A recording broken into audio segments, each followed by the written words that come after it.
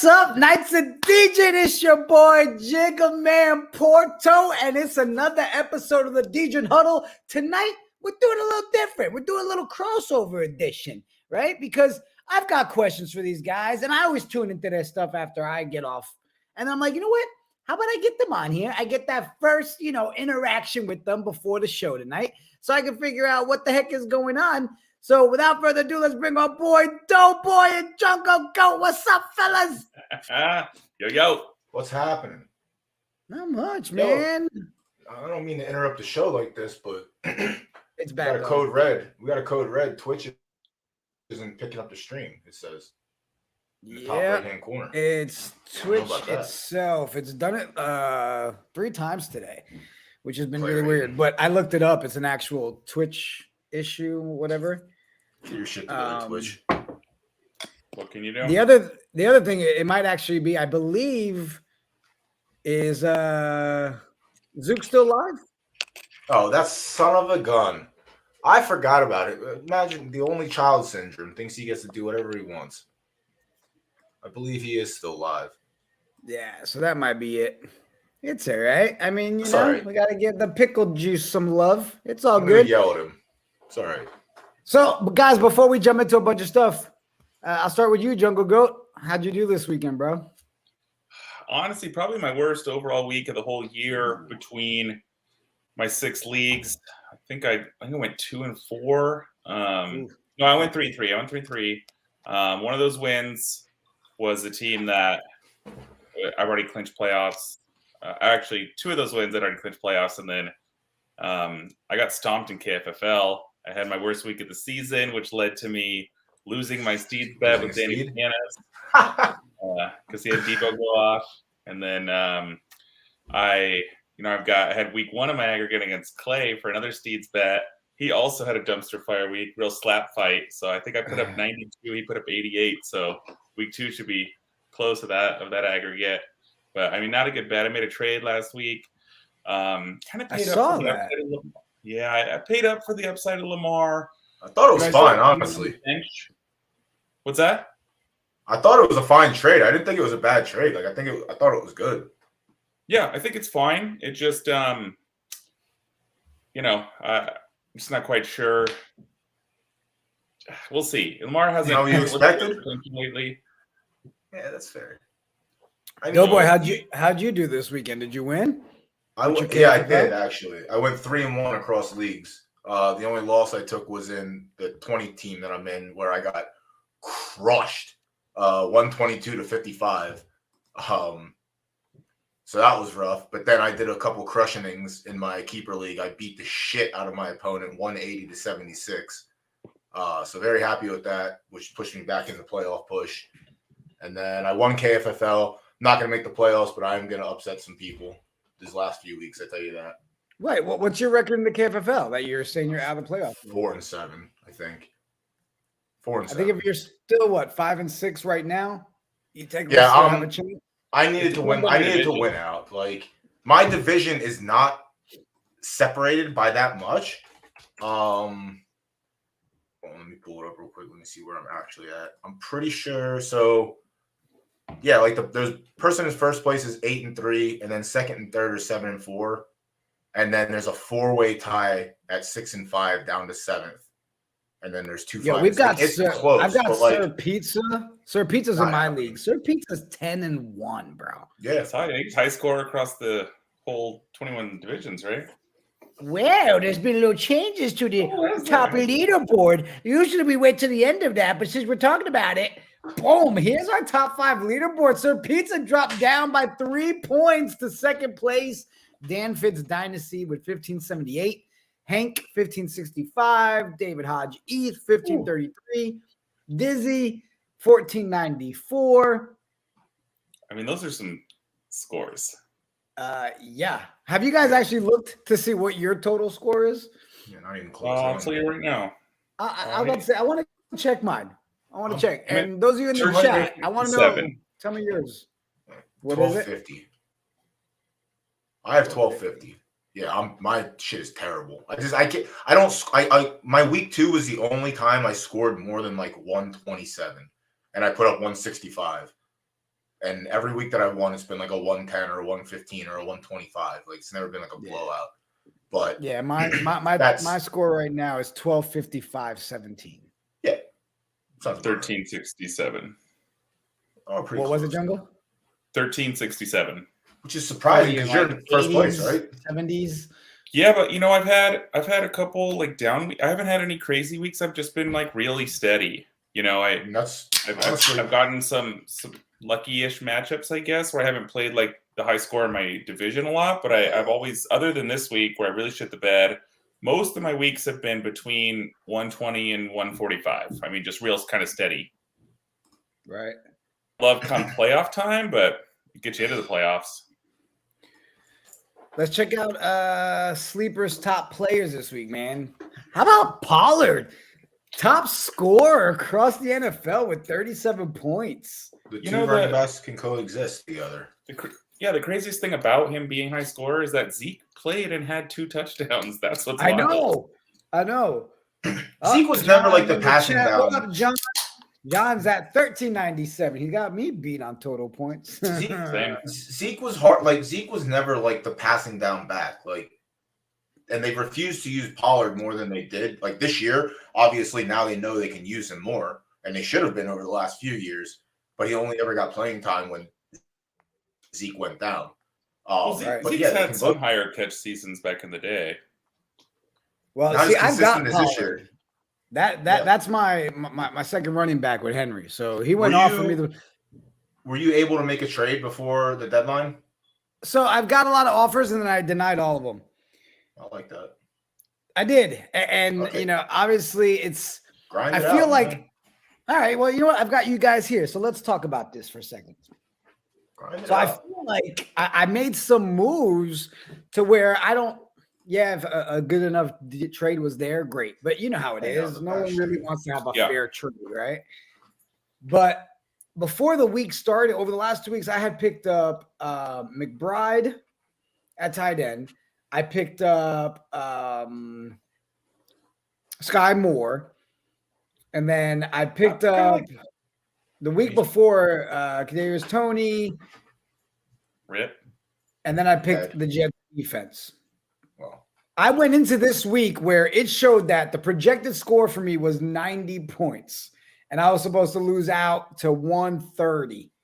When it was all said and done, my squad ended up putting up 114 and taking the win over projections are just guidelines. Like, listen, if it's your player's day, it's your player's day. Like, and I started Lamar because everybody wanted him, and I've got Burrow sitting on the bench. Burrow puts up 30 points. So, as a good performance with that Steelers D. Yeah. Like that's the thing. It's like you either have to risk Lamar rushing for like 100 yards and a touchdown or 2, and throwing for nothing, and benching Burrow and having him throw for like 3 or 4 touchdowns. Like, So tell me if you guys think I'm crazy. The reason I really held on to Lamar and made me start questioning things wasn't just that I didn't like the trade offers, because I'm sure we could have finagled something. Yeah. But it was looking between both of them, him and Burrow. I mean, listen to this schedule: Panthers, Jaguars, who's Broncos. This is Lamar. Steelers, Browns, Falcons. The Panthers kind of kept them in check this past weekend. Panthers defense wasn't fucking around this past weekend or the weekend before. And they have a good young defense. They're very young. They drafted a solid safety last year. They made some other additions. Like, their defense is not bad. I just feel that Lamar is going to. I just feel like Lamar's going to give me the better option for the rest of the season right now. I know it's tough to say, but basing it just on matchups, right? I'll tell you this right now. Right. But now you've got 2 guys worth starting, in theory, that you can only start one of. I'd much rather pick which one I think is the guy and get somebody else I can start. No, I agree with you. Especially in a tournament-style format like this, you're going to have to make the right decision every week, which if you do, it could be the right move. You could win out, but I feel like Yeah, but that's the thing, though. Yeah. Again, if it was me playing with a bunch of my buddies, and then you've got that one or two that all they do is drink and smoke, so they never do their lineups the right way, and you can get away with some crappy trades. Not in the KFFL. All right, these are all people that are watching every move, picking up every waiver wire, and obviously tuning into you guys, because literally by the end of your show on Tuesday nights, I just see it all happen. Everybody going right in off of your list and pulling everybody off the wire. They don't like us. It's kind of tough to trade, man. They don't take our advice. These guys, they don't take our advice. They think they're smarter than us. It's all right. But no, like, your situation is fine. But I tell you this, if Jamar Chase comes back this week, I'm probably leaning to start Burrow over Lamar. I'm 100% starting Burrow over Lamar, Chase or not. This is the other thing. Like, I'm saying this week, if he comes back 100%, but like if he's playing like a busted defense that can't stop a running quarterback, then it's like they might just equal out and score the same amount of points. Like, he'll do it with his legs and Burrow will just do it with his arm. He's been getting blitzed at a career high rate, but at a smart angle. But they're coming in. Guys, this week Lamar's got the Jags and Burrow's got the Titans. You still don't think Lamar's probably the better start in that situation? I'm probably playing Joe Burrow. Yeah, the Titans' pass defense is ass. Like, Titans off the run. Jeffrey Simmons is a monster in the middle, but you can throw on him. Well, we'll see. We'll see. All right, let's get back to you're not in a bad situation. I'll tell you that. No, not at all. It's a good situation to have. I've got two quarterbacks that are going to give me points. All right, and if Jamar Chase comes back, I've got Chase. What you have is a super flex dream. Yeah, honestly, you do. Wait, you have Jamar Chase also? Yeah, I told you. I'm definitely. In my head was, if he's here, I'm holding him. I didn't see when we were looking at the trades last week. I didn't know you had Chase. Right. So it's like, I didn't like that. I didn't like that. I liked what we did last week, but there was no way you guys were going to come to an agreement on a trade. Like, there was it just wasn't there. Like, he was trying to sell DeAndre Swift. Things we both needed, it just didn't make. Yeah. All right, let's look at the rest. Hey, man, he scored a touchdown this week. Yeah, he did. I messaged Drew afterwards. I was like, "See, we solid 8 points." All right, Kelsey, 36 points. Devontae Adams, 33. Cooper with 31. Palmer with 31. That's like 3 weeks in a row. Palmer's making that list. Well, he was on a lot of benches because everybody thought with Keenan and Mike Williams back, Palmer wasn't worth playing. He got benched a lot. Yeah, Mike Williams ended up getting hurt again, so like that didn't really help. I mean, that didn't help Mike Williams' situation, but it helped Jordan Palmer a lot. Jordan helped Palmer a lot. Arnold. How about P-Ryan with 30, Mahomes with 28, Jimmy G, fly as can be in his pink suit yesterday. Poor Colt McCoy walking in right after him. It was unfair. Did you guys see that? You've got suited up Jimmy G looking like a GQ model, and they're like, camera, and then Colt McCoy came in like, where do I sign in for work? Like, I'm pretty sure that was Jimmy Garoppolo's like career high fantasy points. I'm actually going to double check that. I wouldn't be surprised. P-Ryan's a guy I've had on and off different rosters all season, just because the upside's always there with any of these handcuff type guys, except for he does get a little passing work involvement.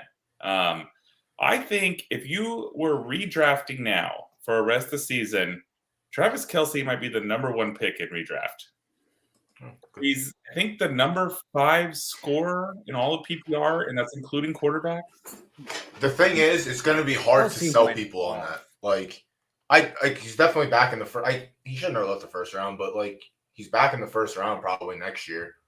But it's going to be hard to convince someone to take him in the top. I don't think so. The same argument that kept him out this year is the same argument that will next year. He's a year older. Yeah, I mean, listen, I'm 35 next season. I got him in my keeper league, so I'm kind of stoked about my keeper league now. When we get the injuries, we'll see some downfalls. But like, my wide receiver core is. I think I did a good job this year with getting young guys in there. Like, going into next year, I have Chris Olave, Debo, Jamar Chase. I picked up Wan'Dale Robinson. He obviously saw what he potentially could be, and then kaputs. But like, I can carry him on waivers and keep him next year or trade him for something. Like, I have Kelsey, I have Ken Walker. Like, my core is there now. So like, I'm where I need, and I'm putting up 160 points, which is fucking phenomenal. But yeah, I'm fuck the Chiefs, but Kelsey is a monster, and I do not have. What was it? any 3 bias touchdown when it game, comes right? to- Yeah, it's like his third one this year, third or fourth one this year. 106 yards, I think. Yeah, you can't sleep on Kelsey. Jimmy Garoppolo's season high he had 2 30-point games in 2018. So almost got it. Almost. Let's check out the top scores. Casey Jones, 176.73, first place this week for $300. Congratulations, Casey. Big Sean, 165.77. Smoke a lot of potamus, doing things right again, making the top scores list. Yo, Smoke, do you and then set your order up? Because it's 3 weeks in a row you've been in that top 5, bro. Smoke just playing with people. He said, I'm on that limitless Smoke. Allen's Coffee Brandy, 160.17, and then Rib, 160. Allen is in my league. He is currently second place in my league. His team, it doesn't look stellar, but he has he has Jamal Williams, who's been nothing but insane at running back for the Lions. For real. He has New England's defense, who's almost guaranteed a minimum 12 points every week. He has Mark Andrews, who didn't pop off this week. 12, Olave, Sutton, Adams, Miles Sanders, Montgomery, and Josh Allen. So he built. Montgomery rest of the season looks pretty strong actually with Herbert. Herbert's Ebner not really, really capable. Well, now with we'll get to it later, but now with Fields being banged up, it's probably more run game for Montgomery, and he got 17 carries this last game, so he's definitely a workhorse for them. Well, he will be even more now. I just the thing is, I feel if Fields is out or limited, sure they'll run it more, but they've actually been doing some good offensive things by getting away from that game plan that they stuck to forever, and they can't let him throw the ball. God damn, he sucks at throwing the ball, dude. He hit his own player in the back of the head this week. If it's not 5 yards above his receiver, it's literally in the back of their dome. I don't know. My man needs to get. I don't know who. I'm trying to remember the guy's name. All the top quarterbacks went and trained with him, and obviously they're good quarterbacks. But there's a guru out there that this man should go and see for throwing, because one off season with him, Fields might become MVP. Who knows? But let's get Zach Wilson on that training. Well, he needs more than that. That he needs fucking discipline. Homeboy needs some discipline. Well, I'd like to thank you both for coming by the show. That was the shortest lived crossover episode ever. With all that Jet slander. My man got too much privilege in his back pocket. And he's still going. To remove him again. What the hell is going on? Don't punish me for Doughboy's crimes. Jesus Christ. You know what? Let's check in. We got a message from our $300 winner from this week, Casey Jones. Take it away. Oh, here I am. Casey Jones, 41, top scorer in KFFL. Thank you so much. So many people to thank. Man, just everyone who really helped me get here to where I am today. I mean, look at what we've done together.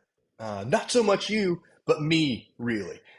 Shout out to Shane for trying to get me to trying to play me during the draft, trying to bid me up. Hope you enjoyed getting stuck with those 2 QBs by round 4. Hope you get a chance to see this face in the playoffs, pal. Who to thank? I mean, got to start out. Christian McCaffrey, Jamal Williams, Devontae Adams, Amari Cooper, Deebo Samuel, the only good thing to ever come out of that trash University of South Carolina, the true armpit of the SEC. Mwah. Big thanks to Deebo. Also, huge, big thanks to my man, CB Sutton, for dropping Joshua Palmer on week 6. His 30 points against Mahomes and company really helped me seal this win today and these $300. But who is this really about?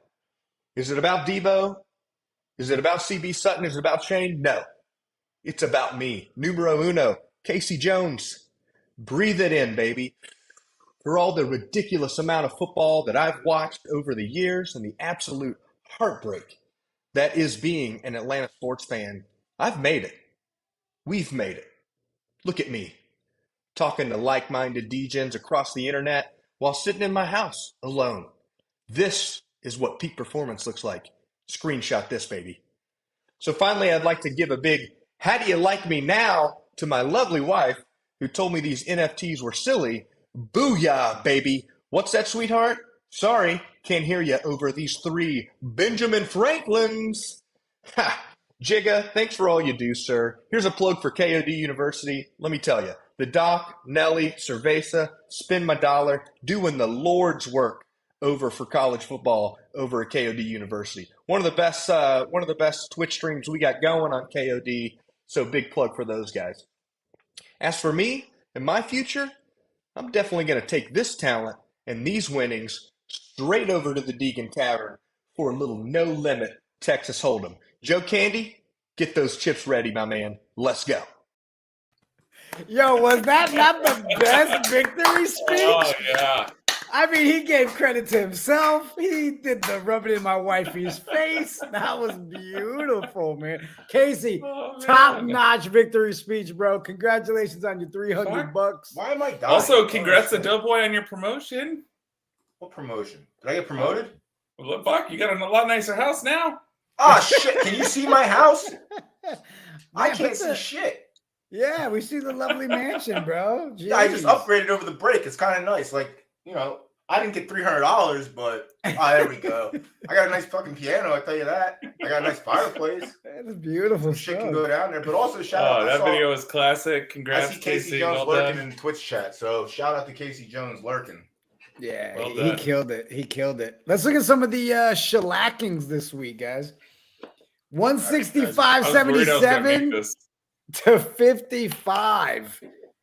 Bob Johnson, unreal. 136 to 43. What was that Snapback in. snapback, Jack? I see. So, I mean, I looked at it. It looks like Snapback got stuck with that international travel. May have not remembered to put a piece or two in. So Snapback. That's right. They don't have the internet over there, huh? Yeah, that's We not have our a- problem. Take the loss, Snapback.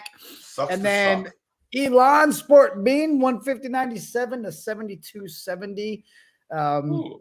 Shout out to Bob Johnson right there. I bought a couple nights off that guy. Did you? That was look at that. That's a 110-point win. Hey, Casey Yeah. Jones in the chat. What up, Casey? Yeah, Bro, this night's you're kind of nice too. beautiful. I like those the victories. hair nights. I don't like the The jersey. robot but I ones? like, that's a nice night. No, I love Yo, his night. It's got the one Knicks custom and it's got jerseys. the- One custom Right? jerseys, please. When custom jerseys. When? We need a win button. Can I pay like? Can I just pay a little extra for that? Get a custom jersey on there. I like it. It Nail definitely won't be biters? a What nice do you jersey. And Those nail lighters? Doughboy is done for the night. That It's gonna be a 3 jet long night. limit. It's gonna be a long night. Wait till we get the waiver wires. Nail biters. Bean walked away 127.67 to 127.20. That hurts. Dr. Moneyline 115.66 to 114.63. You had Al the Tall KOD 87.87 to 86.60. And then you had Mac Buff 140.07 to 138.77. And then look at this idiot backstage. Get him out of here, bozo. Later, bozo. Go back to your pickleball. Thanks for holding the stream up with all your talking. I've been, Yo, I've been were trying to you- find a Were you guys Pickleball. talking? Were you guys talking Kenny Pickett, Najee Harris, George Pickens? Which are No, the we great were Steelers talking about fantasy the players? fantasy show, We- bro. We were We were talking talking about about the you fact that we taking up our couldn't go time. live on Twitch because you couldn't cut off at 8 o'clock like you were supposed to. That's 'cause Yeah, I'm that not was good. on me. That was on me. Oh no, we shit, know we who weren't. We weren't Quick. asking your opinion. Can I just do a Zook minute real quick and then I'll leave? Oh no, go right ahead. Join the Back at party, 9. bro. Let me tell you my fantasy team and just rate it what you want. It may be the worst fantasy team you've ever heard. All right, so this week my starting team was Allen Robinson, Devontae Smith, Cordarrelle Patterson. Oh, I thought Jigga took me off. No. Tony Pollard, Trey McBride, and Isaiah Pacheco. Anyone there stick out to you? Pacheco's nice. Pacheco's Your shit is nice. broken. What the hell He's did nice you and draft? standard. He's rough in PPR. Your team is kind of rough. What happened? Okay, I traded Eckler for a bunch of bums because I trade after week 1. I traded Damian Pierce for Devontae Smith. Yeah, I traded I love Austin. people like you. I traded Austin Eckler for Cordarrelle Patterson. Tony Pollard, Christian Kirk, and DK Metcalf. That one's not terrible when I Cordarrelle think that's plays. great. No, because Tony Pollard is Zeke away from scoring 40 fucking points. Sorry, 40 points a week. even He's the with best The fit. highest scorer on the week with Zeke. Yeah, He's even with and Zeke their Zeke got coaches- 2 1-yard touchdowns, and Zeke I got know, 2 we were 1-yard talking touchdowns about that. because One catches passes freaking and one Jerry doesn't. Jones needs everyone to think that he spent money well. That dude's an idiot. When they unleash Pollard, they'll win the championship. No, I think But- it's smart to split the carries. Yeah, How I cool mean, would yeah, it in be- NFL. And you know, how Tony cool would Pollard it was a be- receiver in college. So finally they unleashed him this week and started throwing him the ball. That was great. He was a college, he was a receiver They at could have done Memphis. that the whole time. They just refused to. They never just tried do to it. use Zeke in the Was passing nice. game, and it just never worked. They should both Yeah, be on the I field at mean- the same time. We saw it I'm aware. last year. We knew, like, yo, give Pollard more touches. Like, Yeah. Wait legit. until, I understand play the STG. running back tandem and all that, and I agree that most teams should have that 1-2 punch, hands down. And I love teams that go with the 3-headed snake, right? But man, Pollard really is a number 1 running back, dude. Like, Jungle he's Goat. proving that. Jungle Goat, if the contracts were different and the players were the same, would the split be the same? Or do you think Tony Pollard would be getting 75 to 80 at that point? I think it depends. So right now, it doesn't. I mean, you know, they're winning games, and the Packers thing wasn't on either running back. That kind of meltdown there. I think it makes sense to split the carries, split the workload, and just kind of, you know, you're talking they're going to make the playoffs unless something wild goes wrong. You know, limit the workload. I think we'll see who they believe in more when the game. Do you start them both going forward? Like you start Pollard and you start Zeke no matter what? I'm starting Pollard over Zeke, but you probably don't have enough good running backs on your team to not start Zeke. Yeah, You know, he starts in my PPR, league. You could look away in full PPR if you know made some nice like back end picks, but you're probably starting both. And as a man who lost Ertz, I went Trey McBride this week. Does he get another week if Kyler comes back because of the quarterback situation, or is there any other under the radar tight end? I'm in a 12-man. The normal tight ends are available at this point. Is there anybody else? Well, the boys will hit break tight end down waivers tight in a ends. minute. Okay. Yeah. Go. Ray caught Go. all 4 targets for 40 yards, about 40 yards, right? On 4 targets, 4 catches. I mean, nothing crazy. He's a rookie. They have a lot of mouths to feed. I don't know if Kyler's better for him than Colt necessarily. I think there's better options probably. George Pickens or Christian Watson in my flex. It's Watson, probably. Watson, yeah. I mean, did you buy him? Did you have to pay for him? I spent 55 in my 60 Good. fab.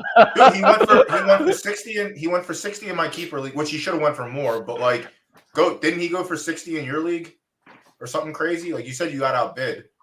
On mine? Yeah. No, remember in KFFL I said last Tuesday I was going to stick to my 23 bid. I thought about it later. Was going to go up, but I was like, I said what I said. He went for 30 in that one. Oh, he I went got him for a yeah, little he went more. for. He went in a I went different for- league. I went for 55, forgot that he was the Thursday night game, didn't start him, even though I had the Rodgers Watson double dip. $4 Then the rest of my fab, I picked up that guy Kerwin Williams, dropped him like before the week even started. So now I have no more fab. I don't know what I dropped him because I needed to pick up Trey McBride, and I had someone. Oh, I have Chris Boswell on my IR. I refuse to drop Chris Boswell as a Steelers fan. You're likely going to suffer for dropping The Williams. Steelers might drop Chris Boswell at this rate. Yeah. Don't say that. People cry. All right, my Makes you bench. cry. All right, how about my last question? I'm sorry. Is Najee Harris? Okay, so I'm starting Tony Pollard. Do I go in running back 2, Najee Harris, Isaiah Pacheco, or Cordarrelle Patterson? I'm going Najee right now with Jalen Warren banged up.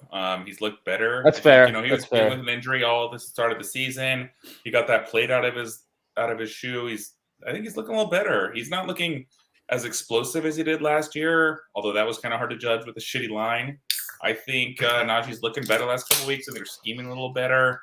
I think you start Najee. I think he's actually probably a solid RB2 rest of the season based on the last couple of weeks. Yeah, Finally Zook, saw don't 90% leave, of man. the snaps, so. And they got no. Go ahead, Jigga. Sorry. If you've got time, don't leave, so you can stick around and see what they have for tight ends. Real quick, let's check out the biggest nail biter of the week. And I want to break down. There was a bigger one. Jay Power, 403 to 83.93. Metaverse King. Oh no. So freaking close. This isn't just a nail biter; it's also a fucking stink fest. Look at this. He had Mills, Jacobs, Patterson, Duvernay, Diggs, Moore, Andrews, Gibson, Broncos. Andrews gave him .10. Andrews had 12 points. He had like Josh 6 or Jacobs 16. definitely. Wait, did I say Josh Jacobs? Josh Jacobs did not have 2 points. Yo, did what's his face? Did Antonio Gibson have 38? I was like, wow. I thought Heineke went in. No. Heineke sucked. I think whatever you're using for that pullover isn't working because I happened Yo, remember. you got to start Zach Wilson this week, Jigga? On the bench. Oh, you want to get rid of him? Who's gone? Lowest scores. All right. Even though I think the only toilet bowl award needs to go to Zook, let's check out the toilet bowl award for week.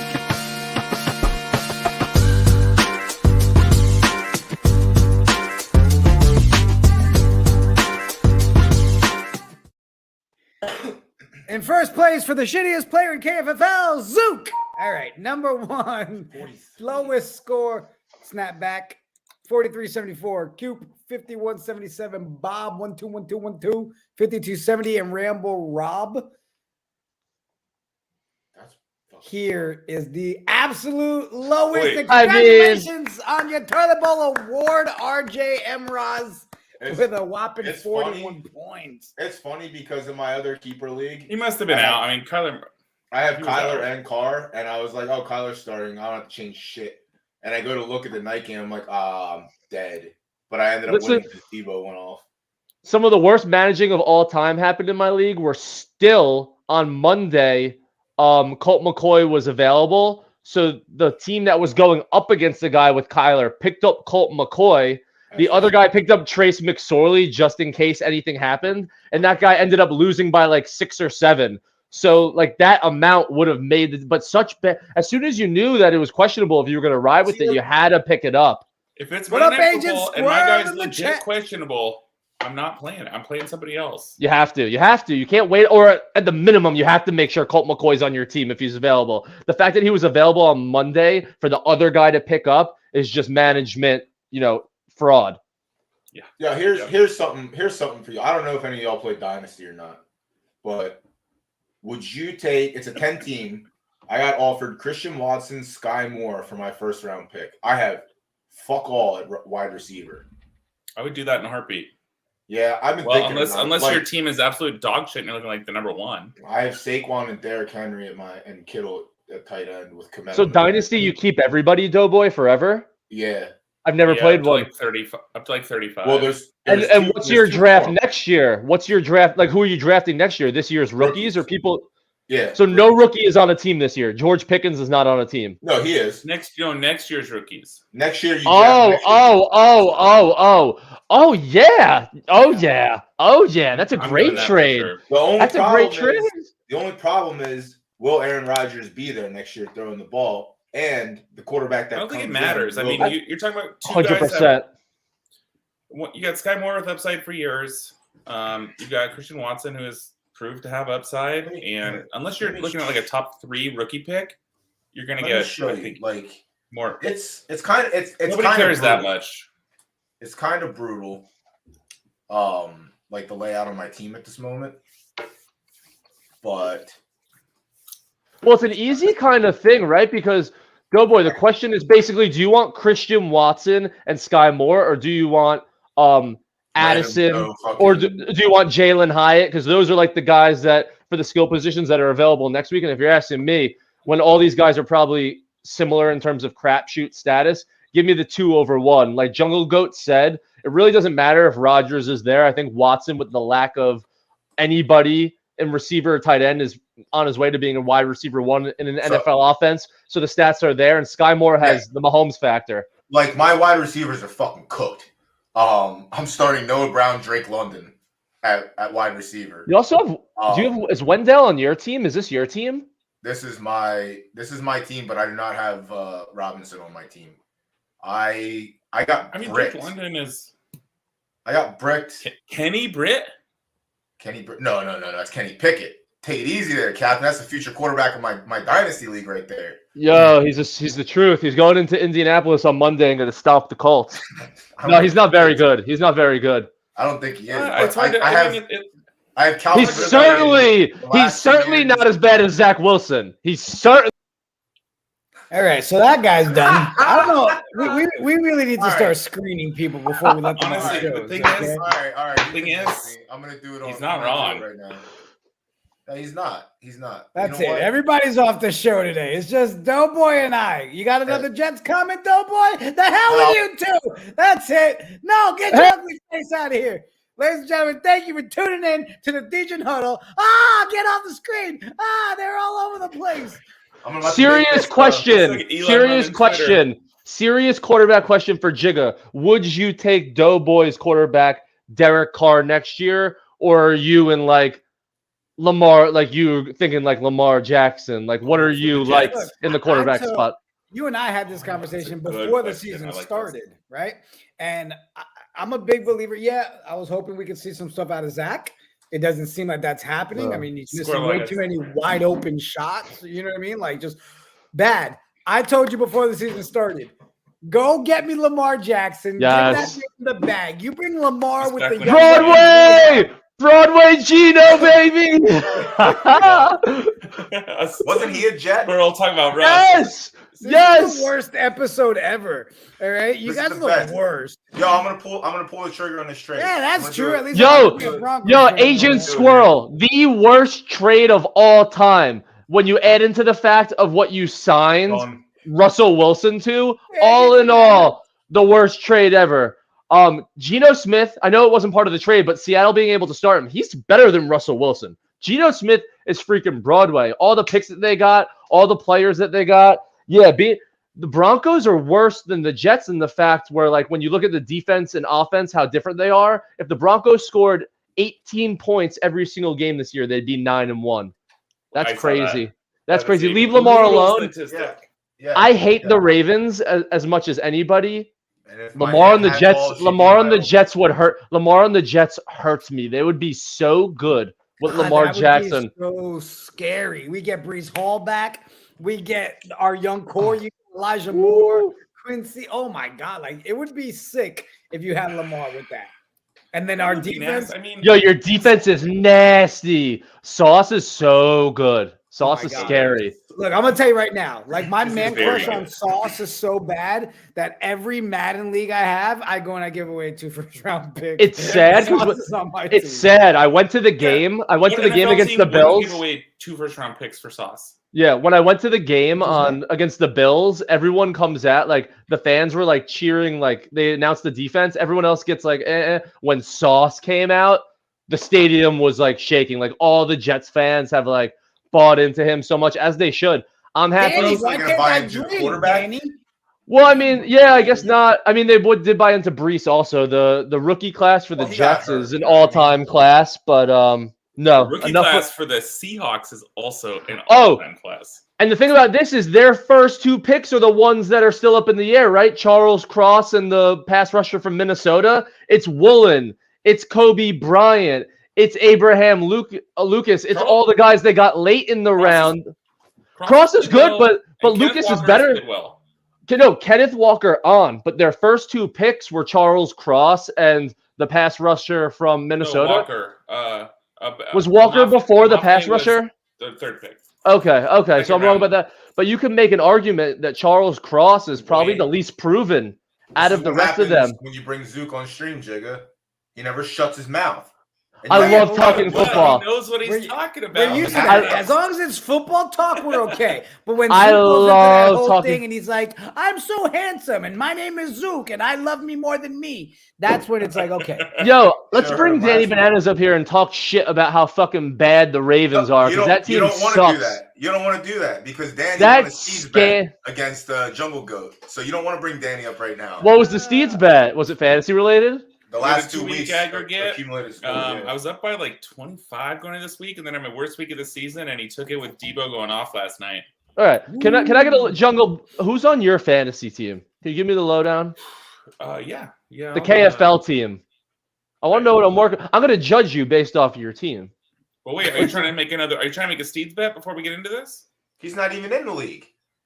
He's not in Oh, KFFL. you're not even in Loser. the KFFL. I mean, Jigga told me I can't be in, and then all of a sudden I got a call the day before. Such a Oh my liar. God! Everyone wants me in. I'm gonna be in the team, but old Zook can't have a team, so He's it is what it such a is. liar. All you have to do is pay $100. It is what it The is. problem But is Zook would have paid $100 and never set his lineup. listen So to that's- this though. go to bed. Listen to this. I can't. I love when he says, listen to this, and then you just cut him off screen. You Listen know? to this. I came in last in my fantasy league last year, and I had to sit in a cage for a half Oh, yeah, hour I and get saw that shit picture. thrown we at me saw the poop. because I was winning, and Matt Huddle? Stafford need the ball twice, and I lost 0.2 to You're not lose the the only match by person. 0.08 as the last match on Monday Night Football. So I was one of those guys Oh, that guys, gets screwed. hold on. Guys, can we do something real quick? How about we do a little crossover change?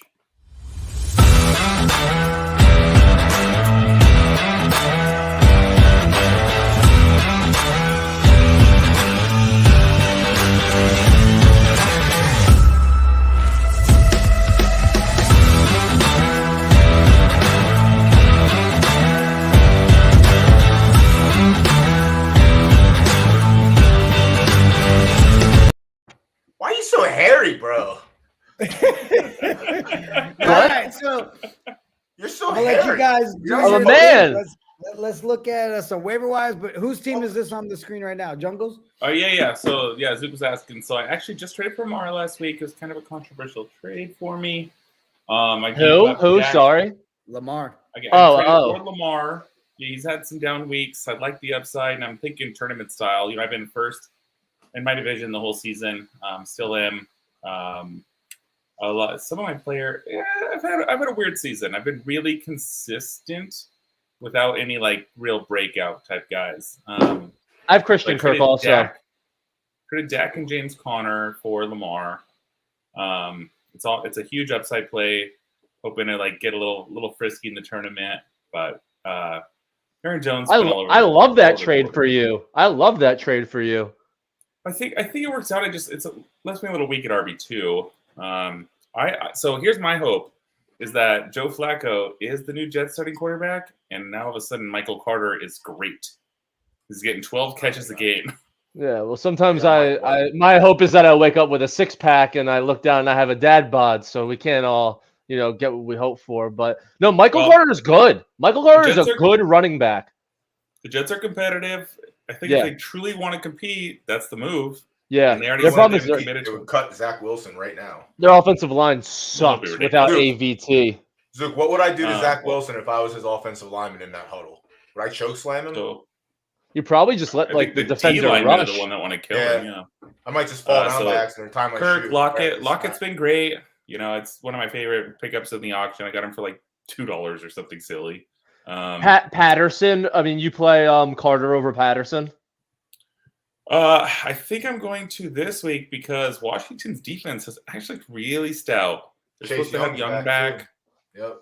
So I think That this is defense has always the been lineup good. I plan on starting this week. I've been holding Kareem Hunt just because you can't start him. But if something happens to Chubb, all of a sudden he's a league winner. Oh, you can't start him, but you can't drop Paris him. Campbell looked okay this week. He's still not, very He's much hitting targets. playable. I didn't know what he did this He week. got me like 11 points. In his start, I was playing him this week. Yeah. He 3 of the last 4 starts with Matt Ryan. He's actually been a wide receiver 1 in PPR. Look, you So can't. No one's ever gonna. Matt Ryan's at least like a core, like a start. Like I don't know. He's not good, but he's a fantasy starting caliber for a receiver. If you have the receiver, like you don't go, oh, I have Matt Ryan. He's decent enough for Paris Campbell to put up some numbers. I'm interested in your roster construction. Any thought to taking out Lazard?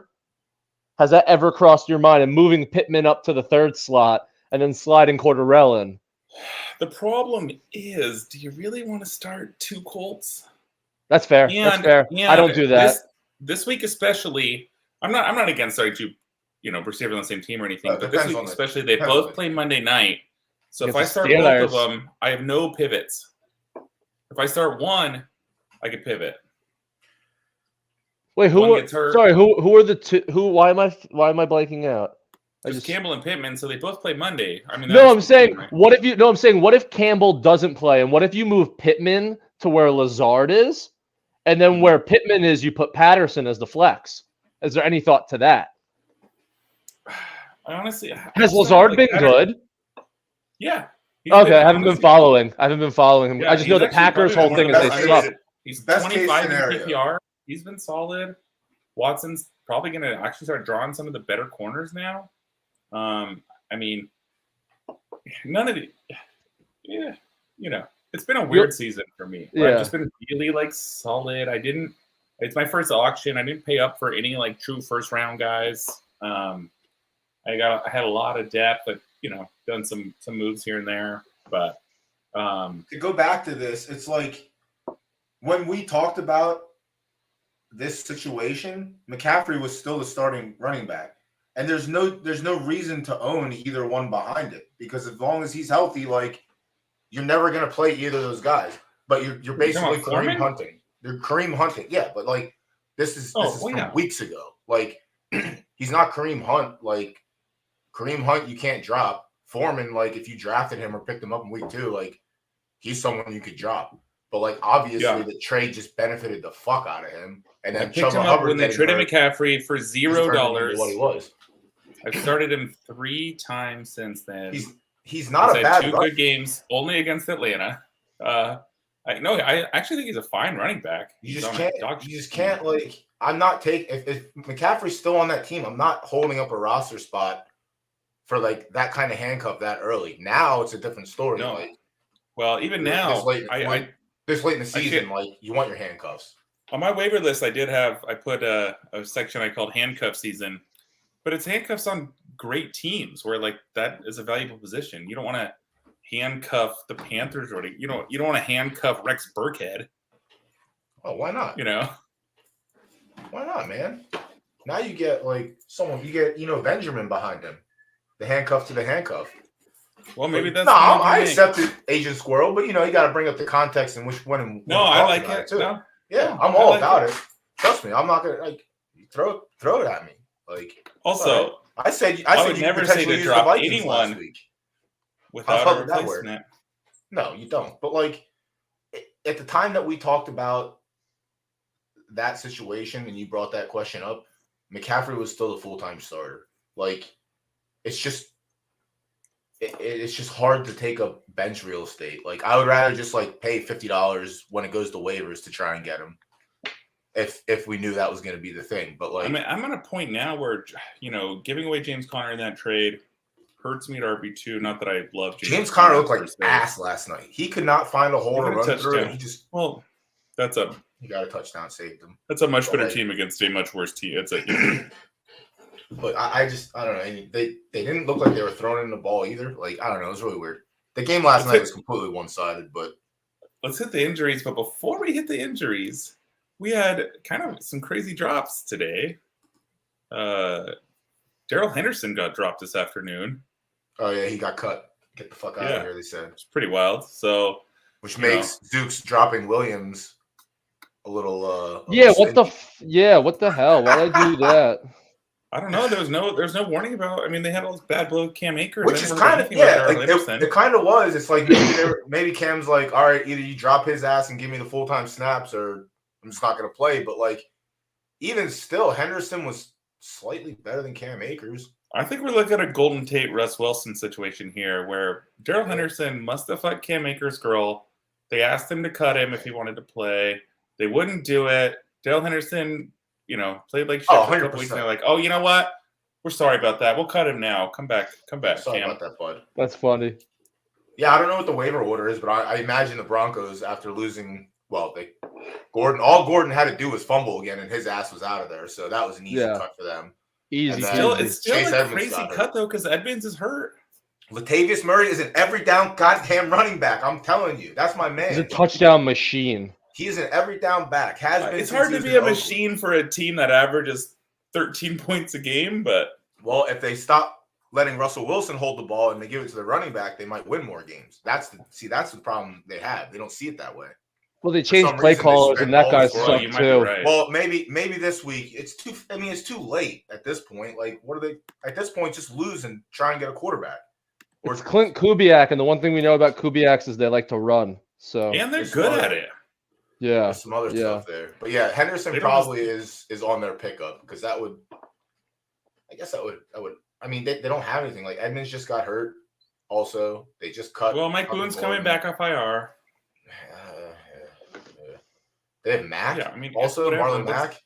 Oh, they do have the ghost of Marlon Mack. That's right. So like, The yeah, I'd ghost rather of have Marlon Henderson. Mack. I'd rather take Henderson, but I would also rather just give Latavius 20 touches until he can't run anymore. I would That's just actually me. love for Henderson, just for like a pure football stand-up, to end up in a place almost like Kansas City, where like they could use him out of the backfield to get, like, he's a good receiver. He's a good running back once he has the ball in space. He's not hitting holes hard. He's not creating his own, but you get him in space with the ball, like he actually is pretty dynamic. He just Isn't that why they have Pacheco now? They drafted the young kid who Check can catch the ball. passes. Is he a pass catcher?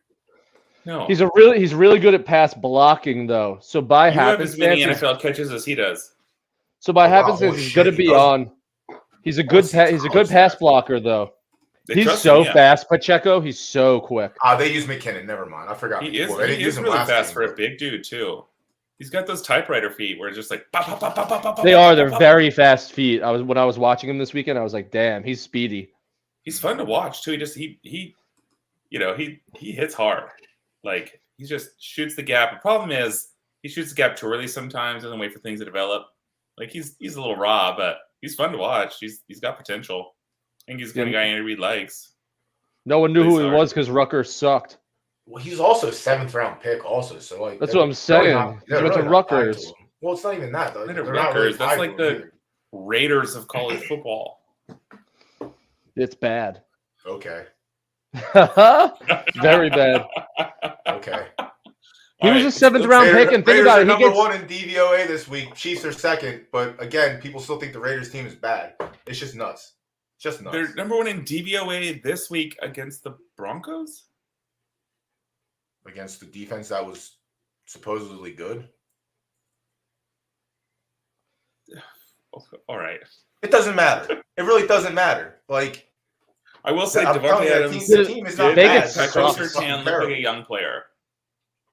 If that's what you want to hear. Oh no, the team stinks. Chandler Jones sucks, and they overpaid him. Yeah. Derek Carr's probably going to go to the Jets. Then they're probably going to trade Devontae No. Adams. You don't understand this. If Derek Carr is released by the Raiders, he's done playing football. Like he's just What? not. He's not going to play for another team. He's just not going to. Well, the problem is they can't fire McDaniels because they have no money. That's How a will his lie. brother tout his worth if he doesn't play? There's money literally everywhere to be found. That is just a fucking Yo, made up The fictional. Raiders lie. have no money. Mark Davis No is money. driving You spirit know how to much the money games. the teams like generate a year? I don't want to hear there's no money. There's always money. It's Well, just there's shit always that they can write cost about. too, bro. Yeah, they spent too much on the stadium. Always. There's always money. Ask Brett Favre. There's always money. You guys just don't get it. You don't think about it that way. Zook, a year and a half we've been streaming. Perhaps Mark Davis should try to defraud the welfare of Nevada. He can't even get a Brett Favre haircut. Style. Look what Al He can't Davis even did. afford to Al get a Davis haircut. made it work. Whenever Al Davis needed money, he found it. I don't understand why his son Bro, can't. you do need it. to let Al Davis go. No chance, man. The best coach, owner, GM, everything. The best. But anyway, let's get on to injuries. You remember the Let's guy actually who start our benched show. Marcus Allen because he didn't like his jacket? Hey, man. Don't wear shitty jackets. It's His pretty jacket was easy. dope. That was Don't the wear problem. It shitty was too dope. Not the Al. You can't. This is the thing. You can't look flyer than Al Davis. You just can't do that. Or else you What a get low benched. fucking bar that is. What are you supposed Hey, to man. wear? Nothing, I guess. He's wearing a white T-shirt. All right, all right, all right. I wish Look I at was the alive injuries. during the '80s Raiders so I could see how much style they had. But yeah, Look at the we'll injuries. do injuries. Let me find this shit.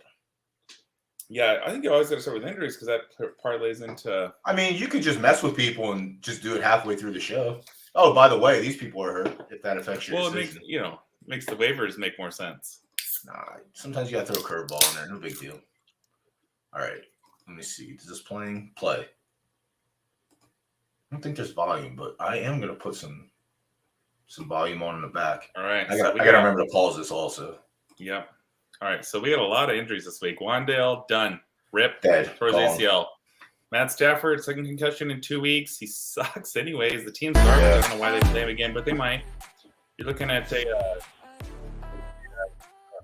third record. I never heard of Bryce Hunter this week. We can parlay into defense a little later. Justin Jefferson was dealing with turf field before the game. Still dealing with it. And turf field is one of those things that really messes people up and just hangs around, and they never really sit out and, mess up a whole season. Kadarius Toney, hamstring. About 17 hamstring injuries this year. Can't trust him. Jalen Warren. These are the real ones that we know about. The ones with the Giants evidently weren't real, according to him. He was never injured. His words. But these are real ones now. Now these are documented, and we saw them happen, so we can believe it. Yeah, I mean, who knows? Who knows?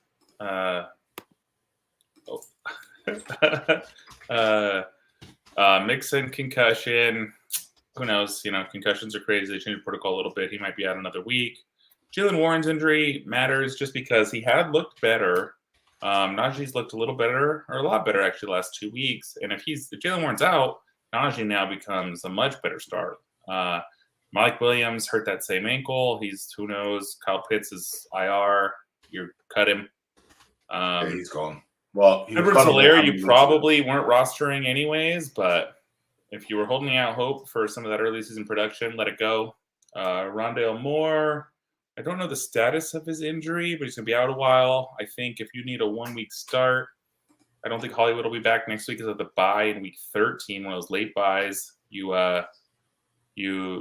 Dortch is probably a starter, and then Justin Fields, who I believe is it's not Evan Christian Ingram. I think that is Evan Ingram. Yes, I did notice that earlier, but I said I'm not going to stand him this time around. Just let it play. The show must go on. So I think that the Melvin Gordon, my pride, rip. Fumble the fucking ball. That's it. Hold on to the ball. Again, yeah. It's crazy that team beat the Niners in a 12-11 game, 11-10 game. To be fair, again, Jimmy Garoppolo does suck. And the Broncos defense is not better than Derek Carr. Oh, that's a lie. That is a very obvious lie, sir. I don't think it is. You should be put in jail for that. I don't think it is. That's a lie. 100%. Better than Geno Smith? No chance. I will tell you that. No chance at all. I think he's a more track record, Better than Taylor Heineke? Slightly better than Taylor Heineke. Both terrible. I don't know. Jimmy G is just... I've never thought of him to be like, that's the guy I want controlling my team. I mean, obviously, he lost his job to the rookie. You've thought that way about Derek Carr? No, because again, I will tell you this. Jimmy Garoppolo has had more consistency in his career than Derek Carr has ever had in a 2-year span. Yeah, that's true. That's it. And that's going to be that is going to be what is like the biggest thing is he is never, and I'll appreciate it. I've watched it every year. He just never has a consistent coordinator. And then he gets stuck with a Josh McDaniels who thinks he's Bill Belichick, and he's not. He's never close. None of these guys that come out of his wing are even remotely close. 1/10 of the coach that he is. I just don't like. If Derek Carr had Andy Reid, I guarantee there's at least 2 Super Bowls in that franchise. We've never had an Andy Reid or a Tomlin, someone that's there 5+ years. And honestly, I'm convinced we never ever will. Never. And that sucks. But to you guys in Seattle, he may not know how to run the ball when he's supposed to, but you've had consistency. You know what I mean? You know what? You won championships. You made the playoffs at fucking 6-9 or 6-10, whatever it was the 1 year. Consistency is a huge thing in football. The year that we beat the Saints and the Beastquake happened? Yes. We're 7-8-1. Yeah, that division was really bad that year. But could you what if that hadn't happened and we'd never got who was the team that makes it? Who did you guys beat out that year? You took that spot from somebody. Well, we won the division. So nobody really. Oh, you mean who had a better record that wasn't in the division? Was it? I have no idea. Yeah, I want to look that up. But had that have never happened, we would have never had one of the greatest football plays of all time. That is the Beastquake. Well, you have two greatest plays of all time. Not running it at the 1 yard line is also another one. You have to live with that. That's not because of that. We were a good team that year. The score says otherwise, sir. I don't believe the ring is on your side that time. It's all right though. No, but we should have. At least you've seen Super Bowls. I haven't seen a Super Bowl since 2002. So, and we never will. You know, actually, the year that the ridiculous interception happened, we shouldn't have won the NFC Championship. Probably we were down. I was there. We were down, but I think it was 16-0 to the Packers. That fake field goal, that crazy play. That was the only time, and I went to every Seahawks game at home for like 6 years. It was the only time I ever saw people leave the stadium early, like actually leave the stadium early. I'm not paying that much. It was a done deal. It was fucking cold, you know. Like, I don't care. I'm not paying that kind of money and leaving. I will watch my team lose. I don't care. Like, that's some shit. That's some shit. Well, I mean, not that many people, but the only time I've ever actually seen like gaps in seats, or we had like some friends come move and come sit next to us instead, you know, that kind of thing. Crazy. But it was the wildest. That game was nuts. What year was that? The year the Beastquake year, was it 2007, 2008? No, it was 2010 or 11. Let me find out right now. 10. All right. You had Matt Hasselbeck, Marshawn Lynch, Mike Williams. Oh, geez, Rick. Earl Thomas with 5 interceptions that year. Earl Thomas, the beast. Matt fucking Hasselbeck. Oh my God! Yeah, that team. Hasselbeck actually had a surprisingly good career for Mike Williams and Deion Butler, slightly above Derek Carr level quarterback. Brandon Stokely, John Carlson, Ben Abamanu. John Carlson was a good player. Yeah, real good. Real good. Real good. Bring that coming up on the screen, huh? It's no big deal, bro. It's no big deal. Not that one. The toilet bowl, you mean? Ooh. The toilet bowl for sure. Like a lock. Easy lock for the toilet bowl. Get out of here. Fucking guy. All right. So yeah, injuries. I mean, I guess the ones that like really stand out are the Joe Mixon and Justin Jefferson, just because they've been more consistent than anybody else on here. Mike Williams has been hurt.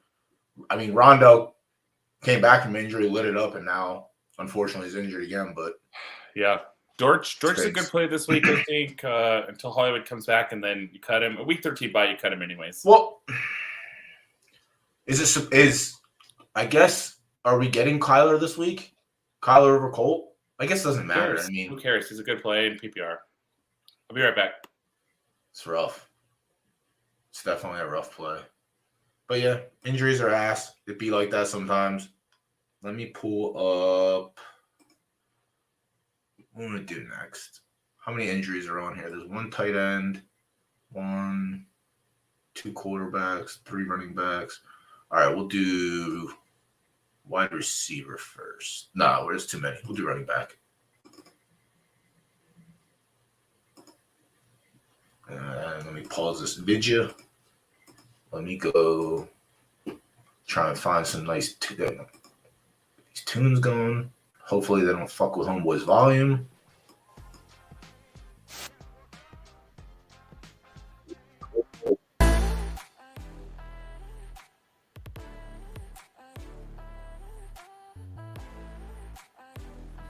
Yo, Jigga, can I get a dance club background at some point to go with my mansion? Like an add-on I can add on to my house?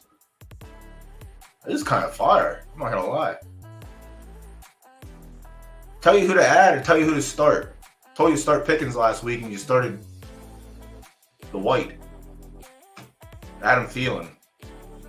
But who do you need? What do you need? Tell me what you need, friend. Do you want to come up and tell me? You want to share your screen? You want to come up and have fun on the stream? Damn. I really need the sponsorship from a certain energy drink company to come through real quick. Need to not start. Yeah, that sucks. My bad, bro. My bad, bro. All right, Jigga, take it easy. We'll be here when you get back, probably.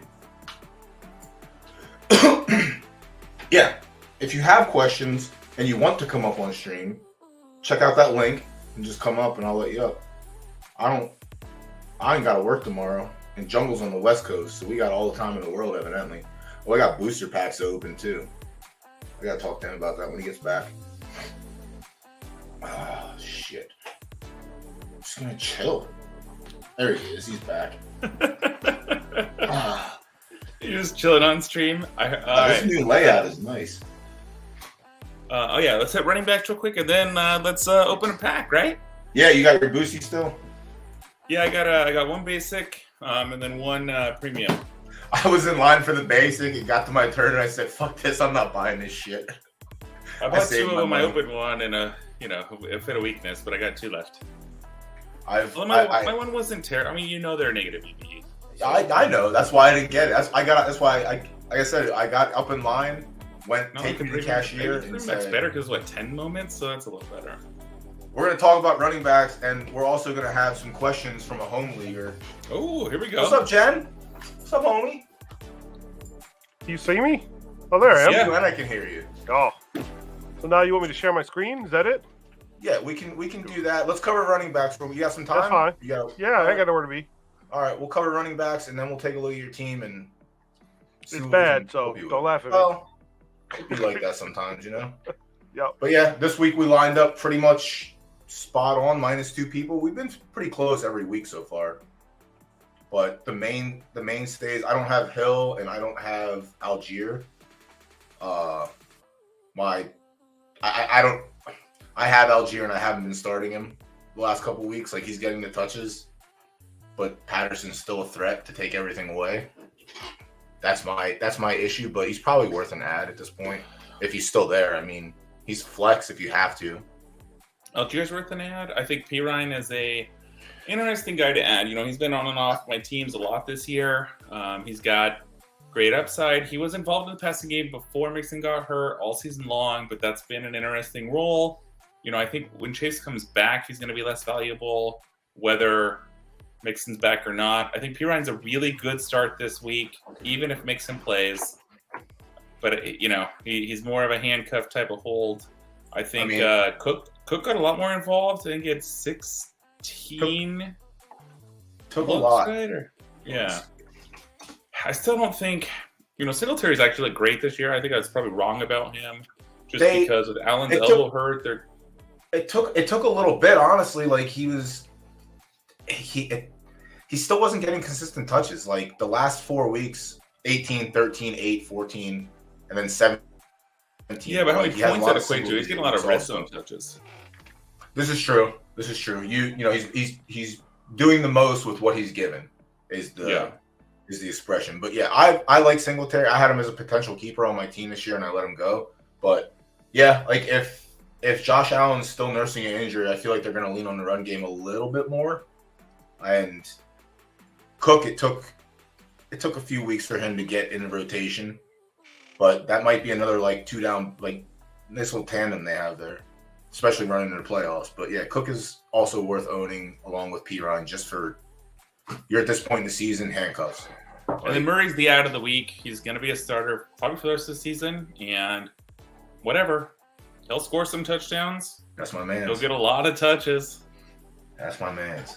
McKinnon's going to be the pass catcher because I swear Pacheco is supposed to be the pass catcher, but yeah, he has brick hands. Evidently. Why do you think that? I thought he was. Like, I thought he was getting passing. I don't know if he has brick hands. He's just simply not. No, he is getting passing down work because he's a great blocker. He has 4 targets, so he's not getting passing down work. I thought he was getting it early when he was playing. On passing downs because he's a really good blocker.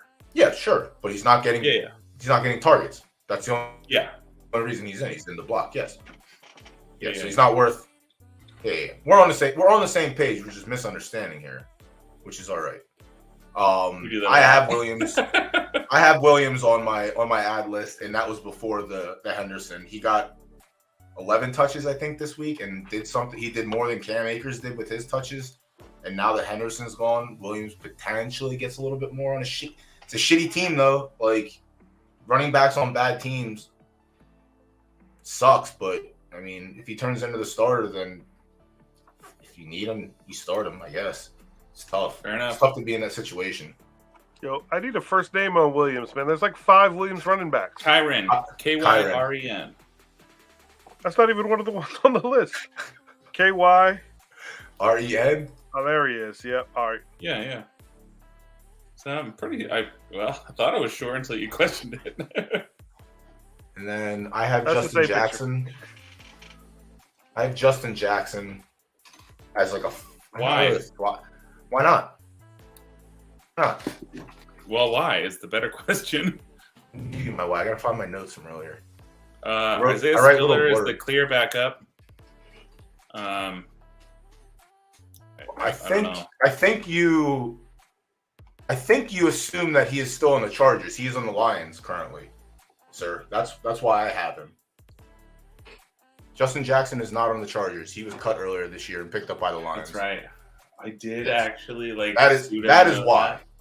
Yeah, still why. 9 touches, 66 yards. He did what he did with him. Like, he did the best. Yeah. He had 37% of the snaps. I'm wondering, which is more do they than not like DeAndre Swift? I don't know, dude. Like, I don't know. Swift is really good. Yeah, they just don't want to use him. But also, Weird. Homeboy likes his veteran players. Like, that's all. Dan Campbell has always been a vet guy.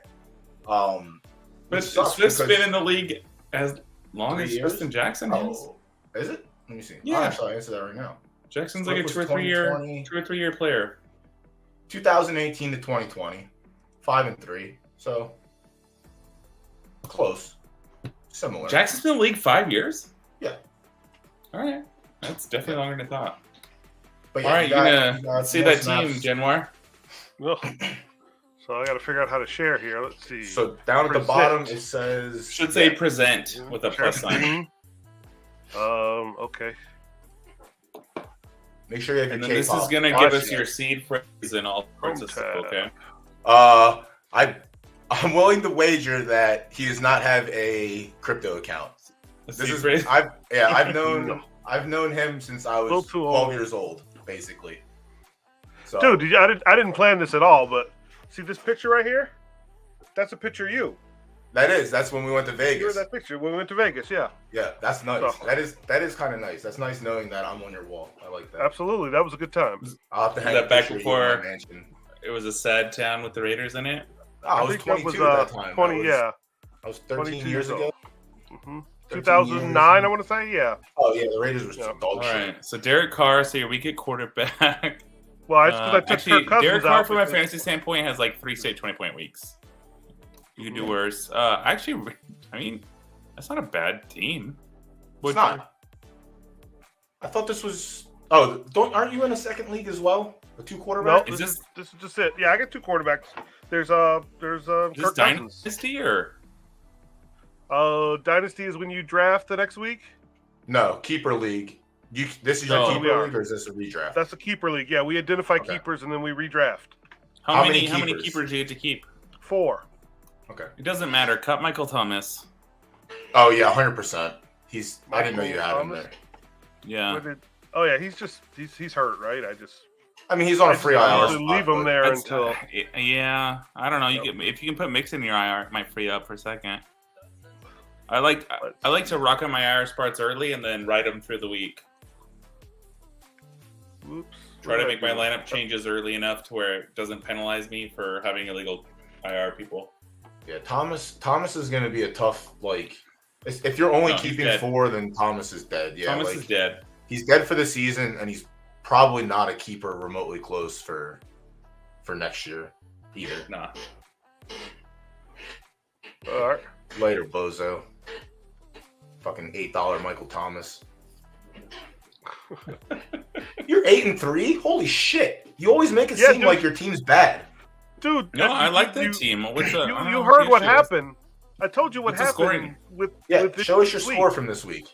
What's the scoring system? PPR? No. PPR, yeah. Full? No. Can I click here? No. I've got to go back a week and then look at matchup, right? Yeah, he won his match this week by less than a point. Due to Rondell Moore getting negative Where's that? points. Okay, here we go. Oh, Yep. that's wild. We went into Monday night. And the only player that was left to play on Monday was Rondell Moore, and I was up by 0.39 points, and I won by point. What is that? Point. Oh, so 9.94, 9.6. So it would have been better if you were losing by 0.3 before that, and then won. But still, it's wild. If you think at that point you're dead in the water. If Moore had just been tackled 4 yards up instead of 6 yards back, I'd have lost. Fantasy's fun, isn't it? It's something. I'll tell you that. But you can see, like Kirk Cousins' performance, the whole Minnesota, they just got shellacked. Honestly, that was not on Kirk Cousins. I don't know if you watched that game, but he had about 1 second to do anything on every single fucking dropback. Cowboys defense is no joke this year. Their left tackle's hurt, and he's not playing this week either. That's a huge problem. Yeah, that was a devastating game. But I mean, you cannot put that on Kirk Cousins. Sorry. See, like you look at my percentage start numbers, and they're all over the place. And when you had your team up, and your percentage start numbers were all in the 90s, like everybody was in the 90s. So, to be fair, auction draft is a lot different. So, like, you can buy those like 80 to 90% players and have them stick. Like, like all of them shouldn't. I mean, if you draft masterfully, then you get all of them. But like, that's not great logic. But I mean, personally, I kind of think Yahoo is dog shit. Not gonna argue. I don't like how they do some things there, but yeah, I mean, who cares about start percentage? I mean, projections are garbage. Start percentage is just whatever. I think they're just guidelines. Lineup selection is it's just ideas. How much weight do you put on the matchups? Like you see, I put a lot of green guys in. Early in the year, players too. Early in the year, not a lot, because I don't think it's defenses really can change a lot year to year. I think we have a tendency as like players to lean into what happened last year, and that's just simply not how it works. Like defenses change a lot year over year compared to offenses or just like one-on-one players, which we usually know better as like offensive players. So I don't lean into matchups until later in the year, but now when you're looking at the Cowboys are shadowing, so now I'm a little worried about the number one, whoever's playing Dallas. There are some matchups like, I was looking at, I can't remember who the running back was, but Commanders face this week, and I'm not going to start him. Cordero, right? Yeah, they get the Falcons. Hold on, let me get that. I can't remember. Whoever Washington's playing, the running back was kind of on the fence for me, and he's a bench now. Yeah, they get Atlanta this week, so they get Algier. Who was right? Yeah, so the only plus side of them is they're probably going to run it 70 times no matter what happens in the game. So it still might work out, but I think later in the season you definitely play into matchups, and now you start playing the weather too. Mm-hmm. So the weather is going to rain in Seattle. Wow. Rain games, they're most likely to hammer the ball, but also depends who's running the ball. That's not actually true, really. Like, if you look at like statistical rain games, it doesn't affect the passing game nearly as much as wind. I imagine it has to do a lot with who's throwing the ball also. No, but if you just look at rain games over like base averages where it's not raining, it's not a huge statistical difference. Where you start to see real variance is wind or extreme cold. But rain, even though it looks nasty, doesn't seem to actually affect the passing game as much as you would think. And even if it's just maybe there's more drops, you're still getting, comparable yards, comparable scores from passing. I mean, there is some reduction, but not like a super significant one that would change who you might start. Like, I don't think Derek Carr is a bad start this week. I don't think it's a good start any week. I don't know who else you might have. I have Kirk Cousins, but they say they're going to do terrible in New England. I would not. Yeah, I'd start Derek Carr over Kirk Cousins. 100. Yeah, definitely. I like Kirk at home. I like him in the right matchup.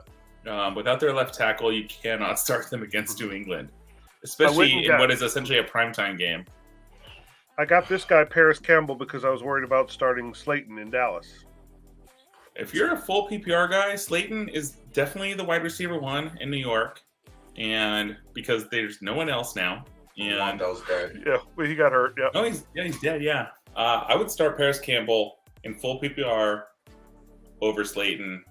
Even though I like Slayton better rest of season, I'd start Campbell. You know he's going to get 8-9 catches. I mean, He had 12 targets this past week, I think. hey, dude, in the last 4 games Matt Ryan has started with him, he's been a wide receiver 1 3 of the 4 weeks, and the other week he had 7 for 60.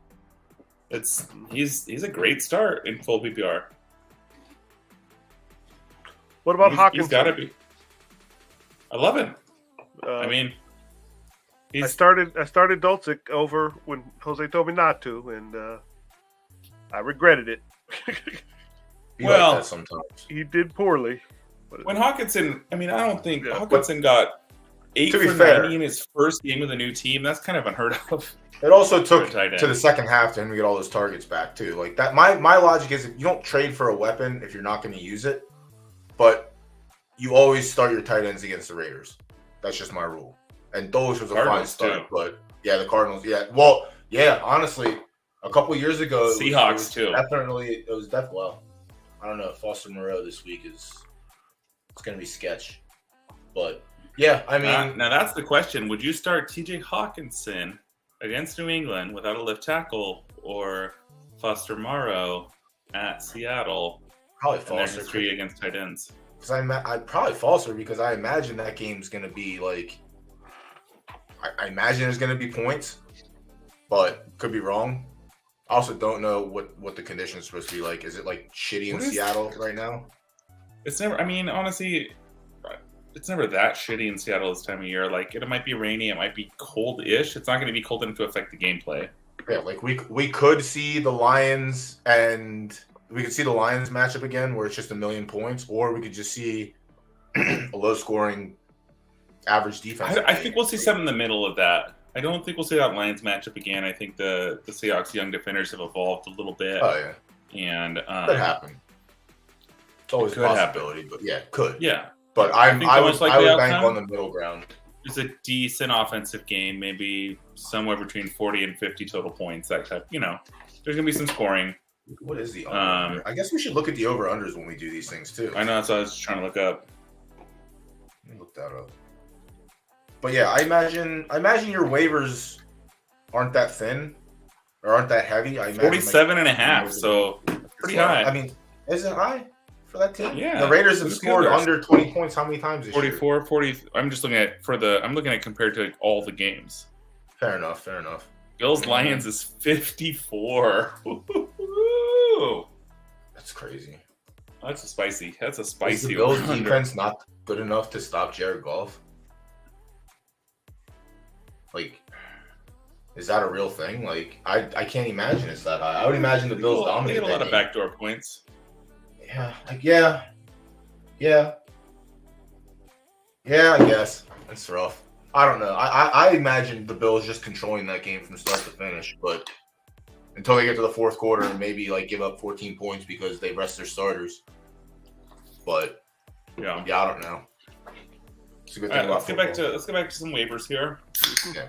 We'll look at your waiver wire after we do running backs because it looks like you're going to need something if Mixon's going to be cooked. And I don't know if you have P. Ryan available for you. Just a concussion. I got You're right. Jacobs and Wilson. They both seem like they're going to do okay, I guess. If Joe Flacco starts, I love Wilson this week in full PPR. Jeff Wilson, not Garrett Wilson. Oh. Dolphins Also, running back. I love Jeff Wilson any week, regardless of whether Flacco plays. Yeah. Doesn't really affect it, but yeah, it's we thought it was going to be the Moses show. But I'm stoked in the leagues I have Jeff Wilson. yeah. I mean, he was free, essentially. Like, he was always on the waiver wire. No, I paid up for him when Mitchell got hurt. Did we do quarterbacks yet or no? No. No, All right, we'll do we did quarterbacks. injuries All right, and running backs. Pretty similar. Minus, I'm not picking up Mariota against Washington's You're not defense. showing ever. anything. What? Yeah. Oh, he has the Amazing. screen still. I turned it off. Yeah, I know. I just didn't change it. Oh. Yeah, pretty similar on both sides. Minus the flip-flop, but I'm not starting Mariota against Washington's defense. No, and I prefer not to, but Yeah. Like, if you're cooked or you're in a 2-quarterback and you have to, like, you don't have a position player that's better than Mariota, then Good night. I guess so. I'm starting Tannehill this week out of all these guys. If I need somebody to play this week. Yeah, I think he's probably the best on the list. I like the white horse both of ours. Flacco here. It's who knows? I think Flacco's a better option. Yeah, I mean, if they want to go back to the vet, yeah, but they did move White above Flacco at one point. But I don't think you want to start any Jets quarterback if you don't have to. I disagree, man. I think if Flacco starts, why not? He's throwing the ball 50 times a game. And when we get to tight end list, you'll say I have Conklin on there. And it is with a huge asterisk that if Flacco starts, you play Conklin. Was the Jets defense as good as it is now when Flacco was starting in the early weeks? No, definitely That's not. the difference for me. Like, I don't think they need Flacco to throw 50 times. Yeah, but they don't have Breece Hall. Like, I don't know. It's for me, it's like Plus, I just feel like Flacco's I going to stay away from it unless we have to. Yeah, I mean, if I don't have to play any Jets, like, I won't. I think Tannehill's a good starter this week if you need one. He might be a back-end quarterback one.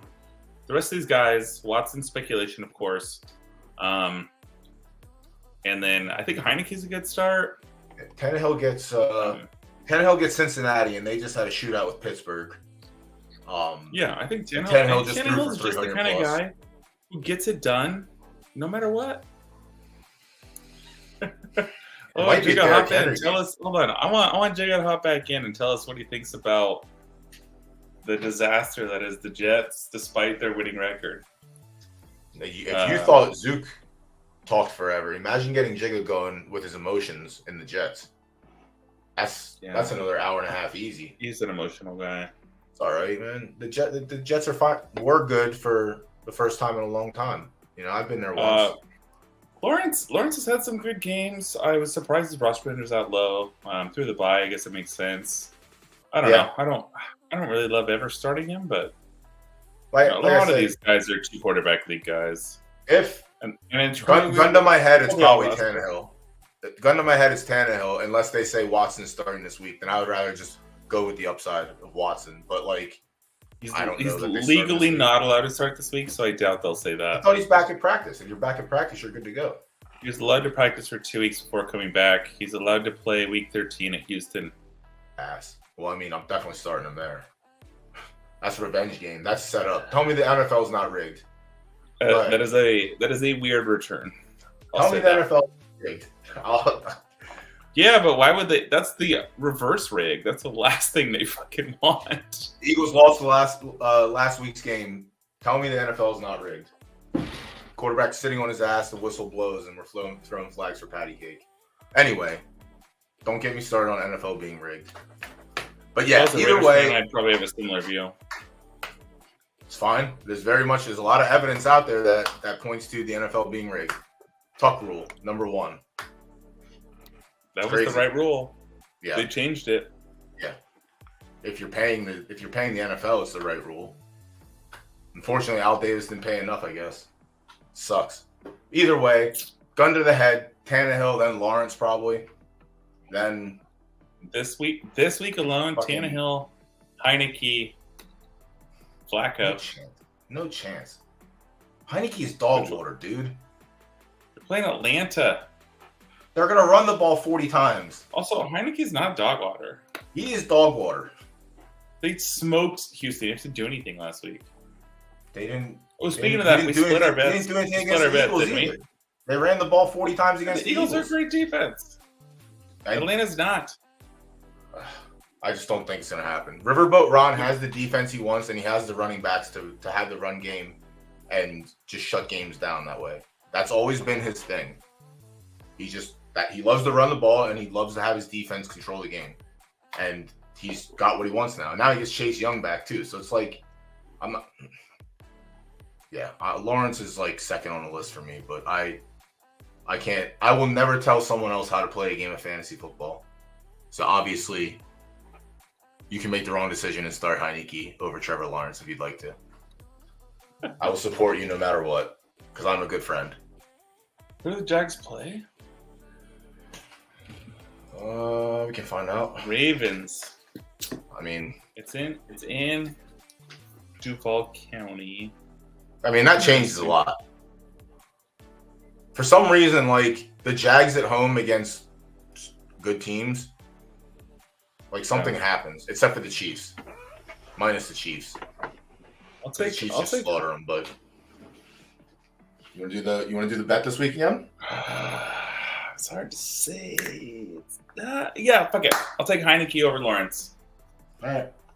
We split. We pushed this week. Didn't we? We should have switched. We should have switched our quarters. Matt Ryan versus Heineke and Mariota versus Carr.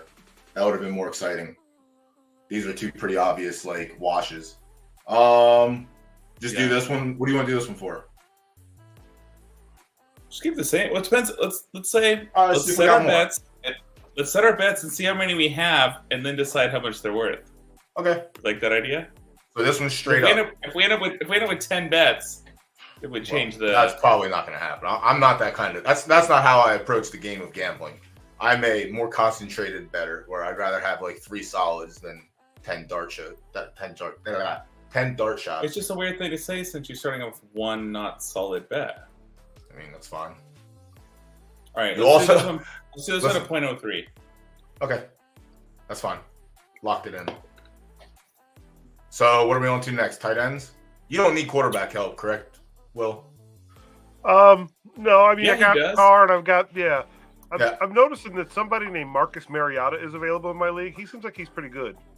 He's not. Well, No? I wouldn't start him this week like we talked about. I think he's worth rostering because he has an interesting division. At least, what's the rest of the schedule look like? I think he's really a 2 quarterback kind of guy. I think I would rather have Kirk Cousins and Carr over Mariota. He gets Washington, Pittsburgh. I would rather play. Well, he gets a bye, and either that's like week 1 of the playoffs for some leagues, week 14. Yeah. And then he gets New Orleans and Baltimore. Like, if you have to play him in the playoffs, that's pretty bad for your team. What? Yeah. No, Carr it is. Yeah. Like, Unless you have Tannehill available. I think at this point. Don't think he was on the list here. There's a lot of quarterbacks available, but Carr gets Seattle, Lawrence, the Chargers, and the Heineke. Rams. Yep.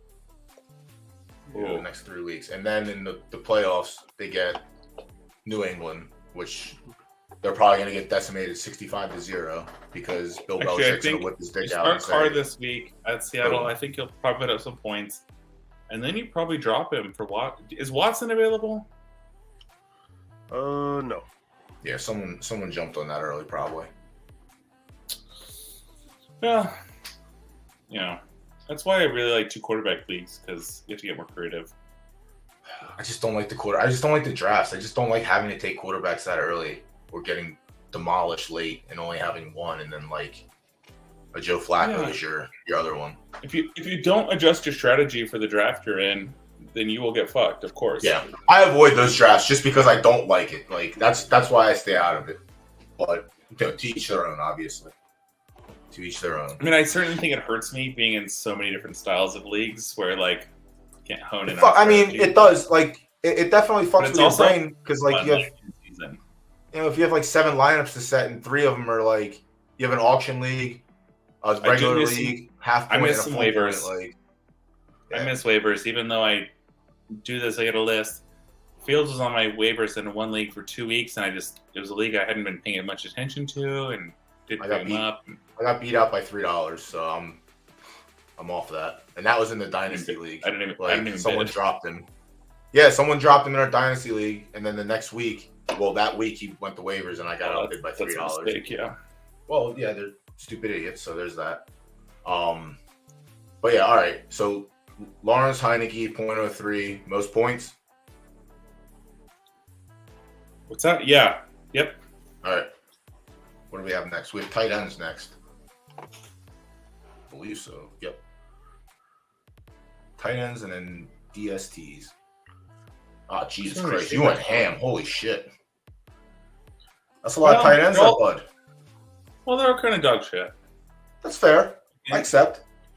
I think for me, if it gets announced somehow before waivers run tonight, Flacco's starting, I'm picking up Conklin. Conklin.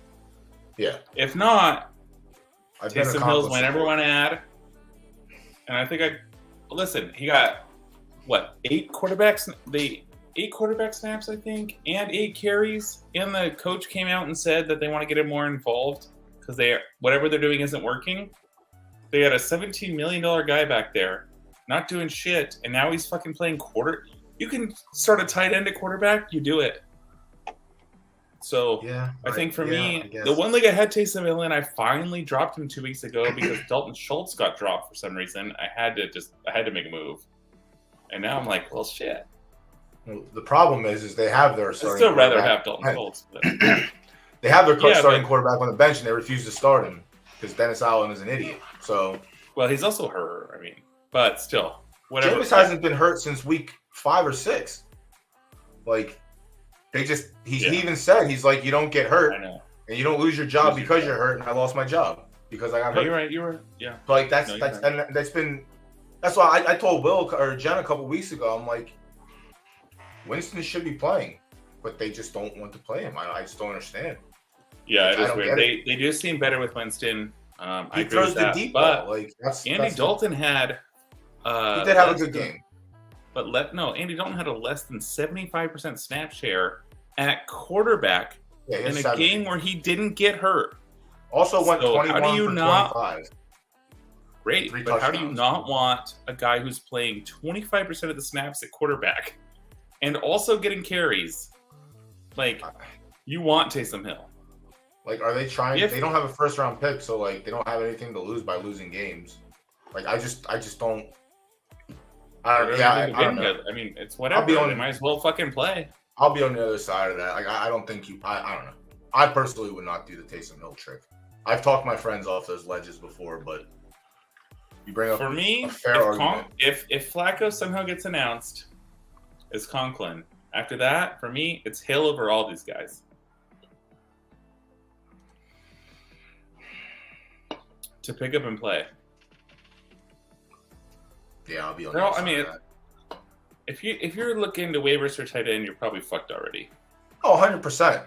But I still think there's better matchups. But I understand where you're getting with the Hill thing. Like, I get it. Like, it's an Highest ongoing upside of thing any in of these guys. DFS for and sure. everything.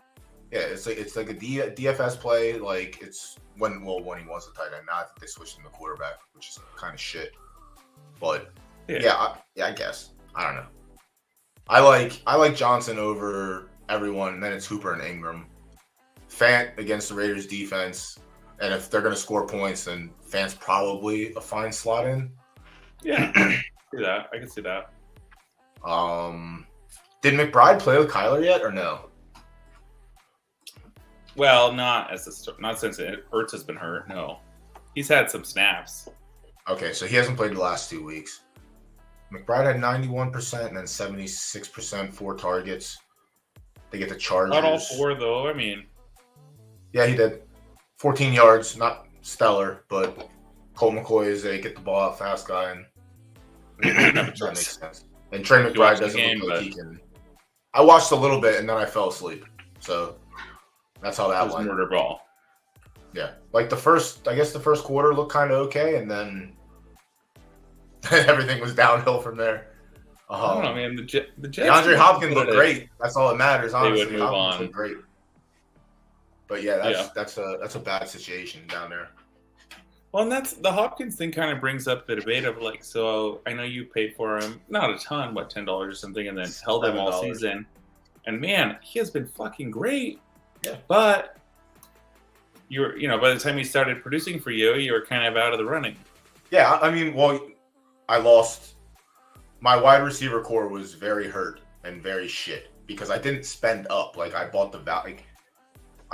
My highest paid wide receiver was Amon-Ra. I paid $17 for, I think, or $23 for. I paid $23 for him. I paid $17 for Allen Robinson. That didn't really pan out. It's panning out late now because everyone's dead. But It still sucks.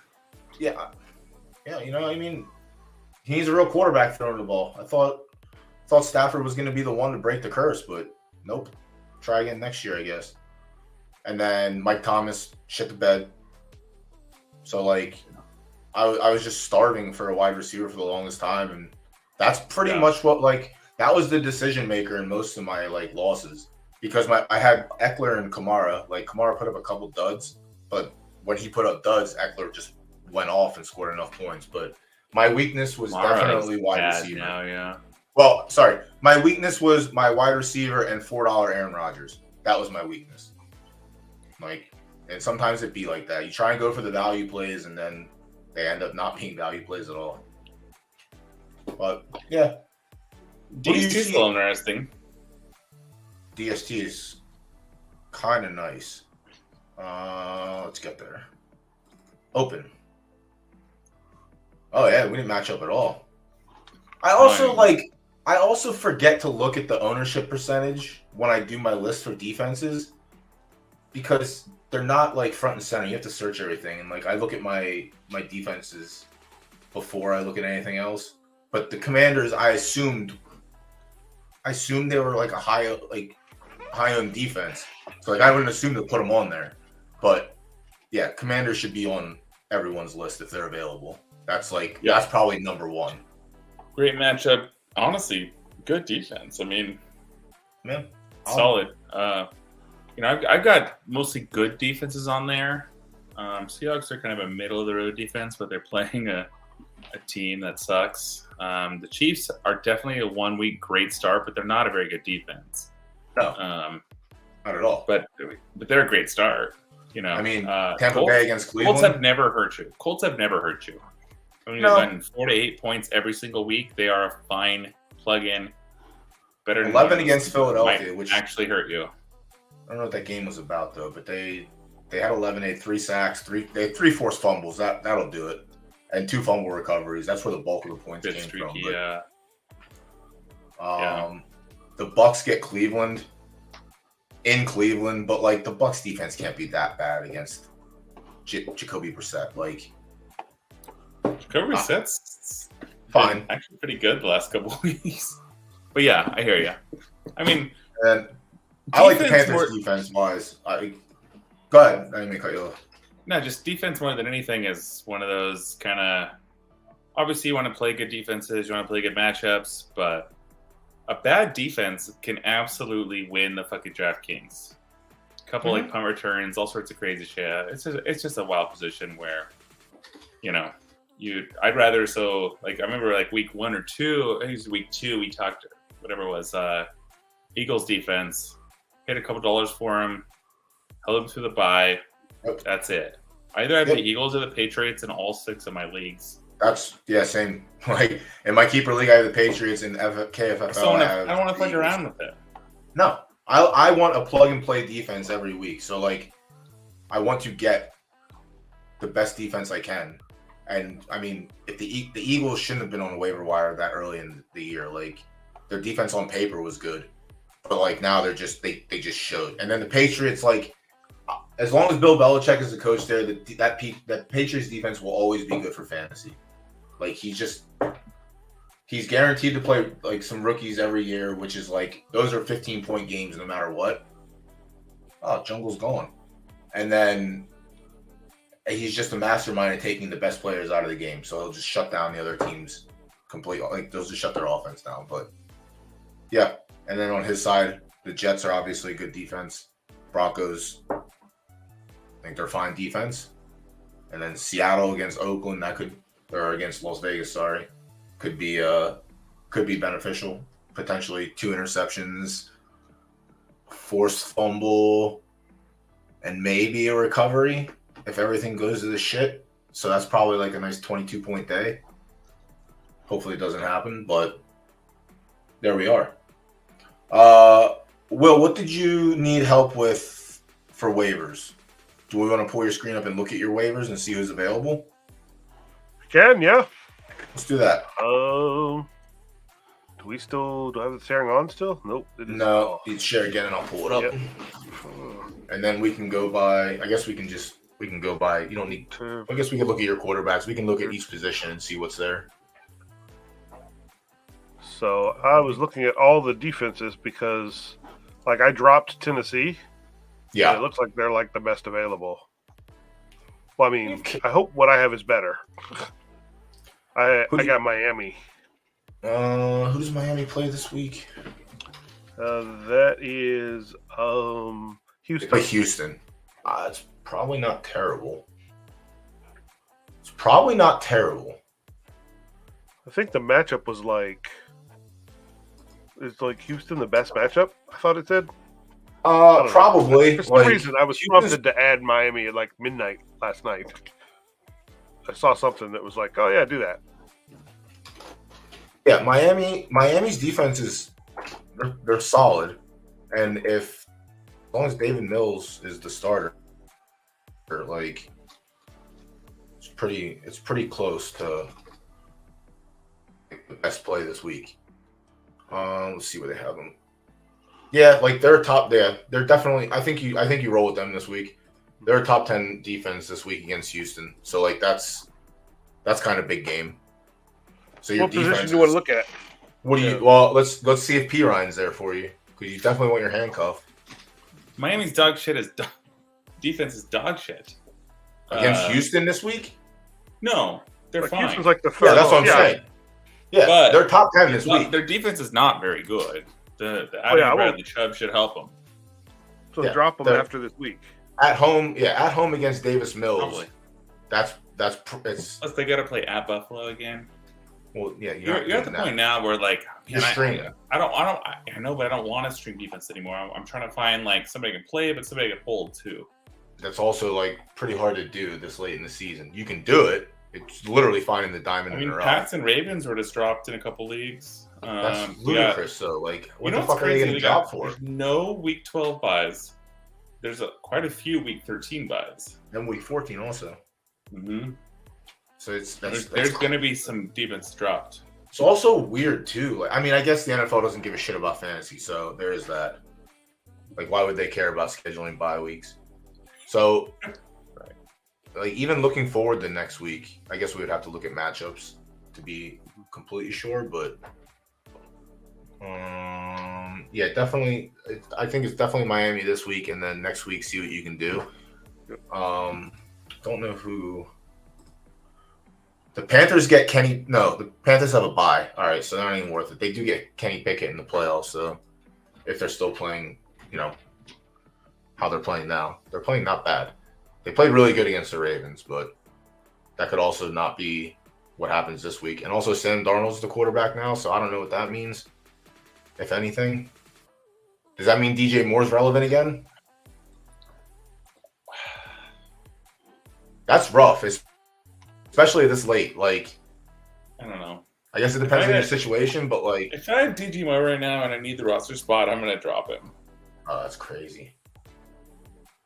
Oh, that's rough. He wasn't great with Sam Darnold last year. He's going into a bye.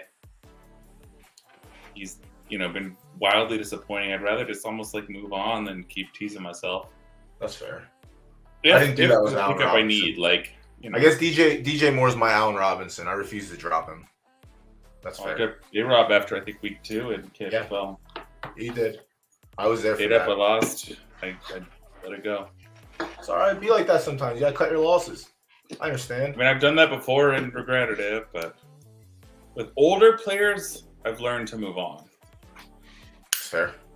It's the rooks that if you draft, you got to have patience, and haven't always, and that's come back for me. Yeah. Yeah, so I think you're good on defense this week. And then, were you thin at wide receiver? I have. No, you have Lockett. You have DK and Mike Evans. Mike Evans. Maybe we look at wide receiver also. Then I have Paris, and then Darius Slayton and Adam Thielen. I have all of them. So that's and George Pickens. I have 6 wide receivers. Who's available right now? I would drop George Pickens for DPJ in a heartbeat. Peoples Jones. Oh, what? He didn't. You dropped off your IR. I was like, I thought you had a roster spot. You didn't really have to drop any, but Yeah, Oh, it's a keeper league though, isn't it? Oh, yeah. but it's only 4 though. So like, is he really a keeper? It's 4 every year. Like you don't increase it. Yeah, no, it never. Okay. It's always 4. Yeah. I mean, it So- wasn't always a keeper league. It only was a keeper league for like the last 5 years. Before that, it was just draft completely from the beginning. Have you played in redraft and then like smaller keepers like this, 3 or 4 per year? Haven't done that for a few years with the keepers. I think I prefer redraft. You should either go dynasty or redraft and not fuck around in the middle. I don't know. The keeper leagues aren't quite as fun to me year over year. They're kind of scared to go full dynasty, so they just want like a piece of it. You know what I mean? Like a little bit. Tell them to stop being. Just tell them to stop being difficult. Well, I think That's the problem with dynasties, you kind of need the same people every year to year. This is true. You do need commitment. We swap out. We have new people every year. They get swapped That's out. also. And that shit in the keeper league too. Yeah. Yeah, people just take over teams, and then they're like just sort of stuck with what they get. Yeah, some people don't like doing that. Didn't you tell me last week not to drop Pickens? I could have swore you told me. George Pickens? Yeah. I did say don't drop him. As opposed to who? I don't remember. I think it was Rashad Pickens. Bob Pickens. There is another Pickens. Hold on. Scott Pickens. Oh, it's another Pickett. Sorry. Also trash. I did say do not drop him. He put up 14 points last week, 18 points this week. Yeah. Like you didn't. You You started Adam. You started Adam Thielen. Yeah, I did say play him this week. Yes, and I did not. You played the white man. I would drop Thielen for DPJ for sure. Yeah, The only downside of that is if Jefferson's turf toe turns out to be big. But I mean, Peoples-Jones has proved to be well. Honestly, you're in a league where you don't actually start that many players. Yeah. I still would probably drop Thielen for Peoples-Jones, but I could see why you wouldn't. I don't think I'd make any moves, honestly. Yeah, like you have like. I don't like these small roster leagues. I like bigger rosters where the decisions get more like complex. We have. I mean, Yahoo, you do don't. Yeah, I was describing Thielen as a wide receiver 4. That's not good, right? That's bad. Depends how many wide receivers start. Yeah. Well, it's true. I start 3. He is a number 35 PPR like wide receiver, but like he has 3 inflated weeks, like an 18, a 15, and a 15, which put him up there. The rest have been like 9s. There's been like a 4 and a 6. I like Peoples-Jones a lot. I think right now, like. Yeah, I mean, look at his points. Like Hawkins is going to out target him. He got 10 targets last week, 9 targets this week. Like he's just taking the work away. And whenever Jefferson's open or whenever Kurt is throwing the ball, it's normally Jefferson. So deep ball, Jefferson, short and sweet used to be Thielen. Now I think it's Hawkinson. But yeah, I don't think Thielen's he's not the white Antonio Brown anymore that he used to be. He's about as valuable in fantasy as Steve Largent. Ooh, he's nice though. I would like to keep him on my team for namesake value only though. But yeah, Thielen, you can probably I would probably cut loose Thielen. And Peoples is probably the best one out there. I would say Deontay Johnson, but next Pittsburgh against Kenny Pickett. Honestly, I'd drop Deontay Johnson for Peoples-Jones too. He's gone. He's cooked. He's already on there. I mean, I don't have any love lost for Thielen. I mean, and they also play New England this week, so you're not starting him. Yeah. Oh, apparently some people have the same thoughts too, because Peoples-Jones has a lot of ads and Thielen has a lot of drops. So the majority of the community gathers at the right time. So this one I think is fine, and then we can take a look-see at running backs, and then we'll open some booster packs, and you can go on your You can go on your way. You work tonight, or you gaming for the rest of the night before you hit the bed? I have to go to work tomorrow. That's nice. Yeah. Everyone has to work tomorrow. It's Wednesday. Not me. I got off, baby. PTO. My kid doesn't even go to school tomorrow. My boss said, you have a lot of PTO. I would like you to use some if you can. And I said, okay, I'll use some. Since it doesn't roll over, which is disgusting. I hate that shit. It disappears February 1st. So I had It's illegal. Hey, maybe not in the state of Pennsylvania. I don't know. Pennsylvania's kind of fucked. Here. Yeah. Pennsylvania's kind of fucked. I don't know if you knew that. I've been there. Yeah, it sucks. I mean, the laws suck. Like, I saw weed, it. I saw it it. took forever for weed to get legal, which doesn't make it. Yeah, Jersey's ass. Let's not start on Jersey. Mixing them up. Kind of all. I'm not a big East Coast guy. That's fair. I was stationed in DC for a while, and it was whatever. I mean, DC's kind of nice though. Like, if you're gonna be on the East Coast, like, DC's not bad. Yeah. Damn, your running back fine. waivers are kind of thin. I know. I didn't see anything. Like Drake, None of the people that you guys had up were were even on the list. Were available. They're all taken. Well, so it's weird, we get our percentage on who qualifies for the waiver list based on the sleeper. And I will say, that's true. when I look across, I'll look at some of their sites and they'll show availability in other leagues.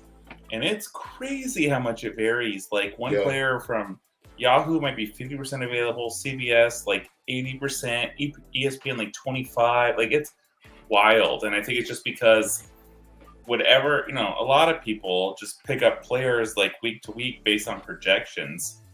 And then a lot of people get stuck on benches because they're maybe not obviously injured or something. And then, when you don't know a lot, you rely on those projections. Yeah, I was going to say, you got to imagine, like... It really affects the availability, like... Majority of the field of fantasy players are probably not as hyper-competitive as, like, the league that we're in. You don't have to play very long. Yeah. You don't have to play very long to realize the projections are worth it. Yeah, a lot of people... Yeah, that's true. And also, a lot of people just start playing and then, like, give up by week 5 or 6 and just... I've been in, like, really fun, like, work leagues where, like, people don't really know what's going on, that kind of thing. I wanted to do it last year and I wanted to do it this year, but I just didn't feel like reaching out to people. I do want to do a vampire league next year. Yeah. I do like the concept of a vampire league. What's a vampire league? Vampire league is... It's a good format. One person. So 11, you have a 12-team league. 11 of the teams all do their draft. Problem is, go ahead. Everyone wants to be the vampire, so you need to get 12 people to commit and pay, and then randomly draw the vampire. Yeah, that's the only way you get the league off the ground. 11 people draft, and then the vampire goes through the waiver wire and builds their team. And then they play fantasy. If I, the vampire, win week 1, I poach a player from your team. The person you beat. Yes. Mm-hmm. Whoever I want. Every week. And you do that all the way through and completely rebuild your team based on the best players from all the other teams. Assuming you win. If you win, yes. Yeah. Yeah, like that to me, like, I heard the concept. Do you also get first waiver all the time, or how does that work? I actually do not know. I would imagine you'd have to. Like, that has to be one of the stipulations. Or maybe like more fab or something. That'd be interesting. I mean, that's also like other things that could be agreed upon also, like before the league. But yeah, that's sure. Like, what's the relative standard, to go off of? I would imagine like having first waiver priority for like, I guess until you're a winning team. I don't know. No, I don't know. I don't know. I guess that would be like something to hammer out. I think you maybe just get more fab. I don't know.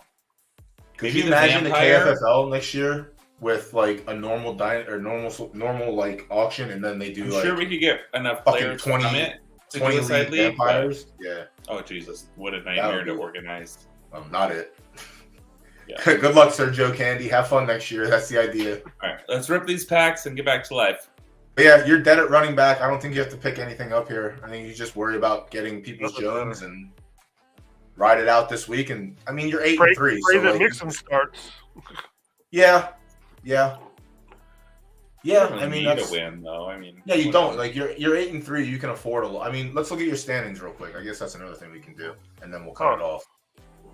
I mean, I would play for the bye, but not really make a ton of moves. Like I would have beaten one other person in the league this week with that 94. That is league that is overview. True. I think what we're looking for here. I think you click on league. Yeah, there you go. Yeah, and then scroll down. Yeah. Yep. So you're there's 3 8-3. Well, 2 8-3s and 9-2. Oh, your league's kind of competitive. So yeah, I mean, how many teams go to playoff? Do you have 6 or is it 4? That is here, right? I think it's 8. All right, 6. Not 6. 2, 4, 6. So the top 2 teams get a Oh, bye, 6. Yeah, I can't count. and Go then back to standings. 3 through 6 get a. And you don't have the most points scored out of the top, so that's kind of Not bad even too. close. Not even Yeah. close. Yeah. Yeah, So. not that far. I mean, Again, this week I won with 94 Yeah. points. So Yeah, that kind of hurts you. yeah. Like, not winning is great, but not getting the points also sucks, especially this late in the season when you're trying to push winning for the is playoffs. definitely better. Yeah. Yeah, 100%. Mhm. And then, That's the kind of insight you're gonna get here. yeah, winning, always just win, baby. You know, just win. Yeah, And you see, I have think these if you get- extremely active players. Well, I mean, probably 43 moves is not a lot for you, but that guy Mark is the guru. the guy. too many. He's the guy who knows about fantasy football in our league, and so basically he's 3-8 now, and we're constantly getting trade offers from him, and he's asking for draft picks. Yeah, the So- guy that's 7-4 in our league has 43 moves, and he's currently in 3rd place. And the guy in 1st place has 39 moves at 8-3. Our first place I'm guy has saying- 5 moves. 5 moves. So That's roster construction, baby. yeah, I mean, he did it right the first And that's a time. ton of luck, also. Yeah. His 4 keepers could have been excellent as well. But yeah, I think I mean, you can't predict injury. I mean, it's just no. 5 weeks Yeah. not overlapping. There's a lot of things that go into low. You can try and I don't play- avoid like I injured don't play. I players, think but if you have a lot more than everyone else, that's a more telling sign than less than everyone else. Like sometimes things just work out and the cards drop. But like Elijah Mitchell is one of my keepers. Mine too, and 1 million. Yeah, And Mixon was one of my keepers. And I had Mixon Mike and Evans. Dobbins in one league. We only kept 3. Mhm. Hasn't worked out very well. it's rough. Fantasy football is a hell of a monster, I tell you that. All right, let's rip these packs. Yeah. All right, Will. All Thanks right, for coming up, bud. Good luck this no week. problem. Nice Yep. meeting you. Have a good one. We'll see you in chat. Take it easy. Mhm. All right, dope. You want to share here? You want to do yours first while I get mine ready? Sure. Yeah, I'll do my shittier one first. Yeah, I only have the juice one. We all shitty, so Well, yeah. Just what the hell is the most expensive? Like you have to open a legendary, right? oh, for the love of Christ. Yes, again. Accolades. I don't care about accolades. Packs. That's what I care about. All right. What is the what now? What are the legendaries? Like that's what you have to Uh, open to be plus EV, right? I imagine you have to open a gold card. Not necessarily, but that would be the way. I don't know what like the best or second best is to open out of this pack. I literally wasn't supposed to get a pack, but I should passed. be all commons. So you have like a 2% chance of getting a rare and like a 0.1 or 0.05 chance of getting like a legendary or something. Yeah, I don't In have the rare pack, you are guaranteed 1 rare, and then you also have like I think it's like a 1% chance of getting a legendary. I want to look up the pricing on this. It's got to be like It's just 60 for the standard pack. The 4 moments, and the floor right now is $3. I got a Christian Watson 4 Badger for $3 today off the marketplace. So oh shit, I can't. I just incinerated $120 of funny money. This is all like the great thing about like I have a USC account and I have my NFL account, and it's literally still carrying over from Top Shot last year, which has been kind of amazing. Like I haven't put real money in since the first time I deposited on Top Shot, which is Cool. kind of juice. hasn't been my experience, but Listen, man, I was fortunate. You know, other Oh, yeah. people just we didn't know what it was gonna be, and I listen. I haven't NFTs are a hell of a drug.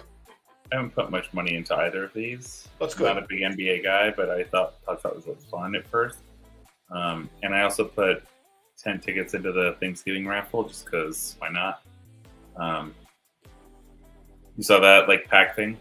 I did see it, but I haven't participated in a Top Shot drop in Oh, it's still negative EV. Just like I've whatever. just been focusing on like UFC and NFL, and like even the UFC, like I stopped buying packs, and like I got in line not expecting to get a rare pack, and Like I was 7 or 900 out of the cut line, and then the line paused, and I imagine like a lot of people were like, "Oh, well, fuck this," and then I ended up sneaking in. Already, it's a positive. That's a negative. That's bad. Well, honestly, any starting quarterback is worth holding just because. Oh, let's go defense. At least it's only at a 5,000. Nice. I mean, at least the moment's cool. Like I like the sacks. Yeah. Then you get a sweet celebration afterwards.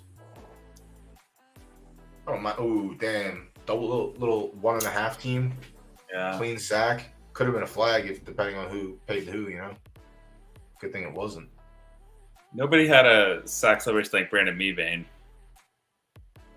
Remember him? He used to roll his fucking belly. It was a good one. This is a former Las Vegas Raider, Alec Ingold. This is a dog shit moment to open. That was an excellent sneak. Ingold's not a bad fullback. He's great at pass catching also, and he's kind of good at blocking, or else he wouldn't have a job, I guess. He's a fucking gamer too. Like he's a game player. He loves to. He's actually like a hard. It's if you're a fullback, rooted, it's because you love football. Yeah, listen, man. Watching the fullbacks play is kind of nice. I too. like this triple rook. I had Marcel Reese for a few years to watch. It's a cheap moment, but yeah, but he's good. He's not terrible. I think he's a good player. I don't know what his role will be on the team going past next year. I love the audio moments. Which is pretty much all I can hear right now. It's the audio from the back opening. Oh, you have your audio on too. All right. I thought you were talking about the stream. I don't know. No, just that's all I can hear in my. No, you have to share your volume somehow. I don't know how to do all that. Like, I'm not that smart, but we'll change it up. All right. Whatever. It is what I thought it would be. I guess I should get mine queued up since it takes 20 minutes. Fuck. You said you do have a rare pack to open? This is it. All right, nice. Let's go. UFC Strike said something. I think this one's 10 moments. Which is 120, so it's still bad, but who fucking knows? Hey, man. They're all bad. Sometimes when you get more, it's good. I did hit I had a rare Mahomes number 69. Shitty common packs with only slim chances. All of them. We're used to opening Magic the Gathering packs where there's always a rare in the pack. This is not. Yeah, dog. I play competitively. I went to Wizards too. What? Yeah, dog. I want to. Where's my fucking? Oh, it's in the basement. I have my badge and everything. This new 9-mana artifact portal is going to be the next card banned. I didn't see the new set. I drafted it once on Arena, and I said Brothers War is actually really nice. Yeah, it looks nice. I drafted it completely wrong. I like it a lot better than Dominaria. I like Dominaria. I like multicolored Neon sets. was all right. I really like Strixhaven. That's my last favorite set. I haven't played I went from competitive to cold turkey like that. I was hyper competitive, traveling all the time. That's how I know Will. He used to chaperone me to Grand Prix. We used to fly across the country going to play Magic. And I was literally 12 years old, and my mom was like, yeah, I trust this random dude who I've never met before. You can take care of my son. That's that guy? Yeah. Oh, shit. He took me to my first strip club. Well, he didn't take me. He made me walk in first because if I got booted out, he wasn't going to get embarrassed. So he took me to my first strip club, too.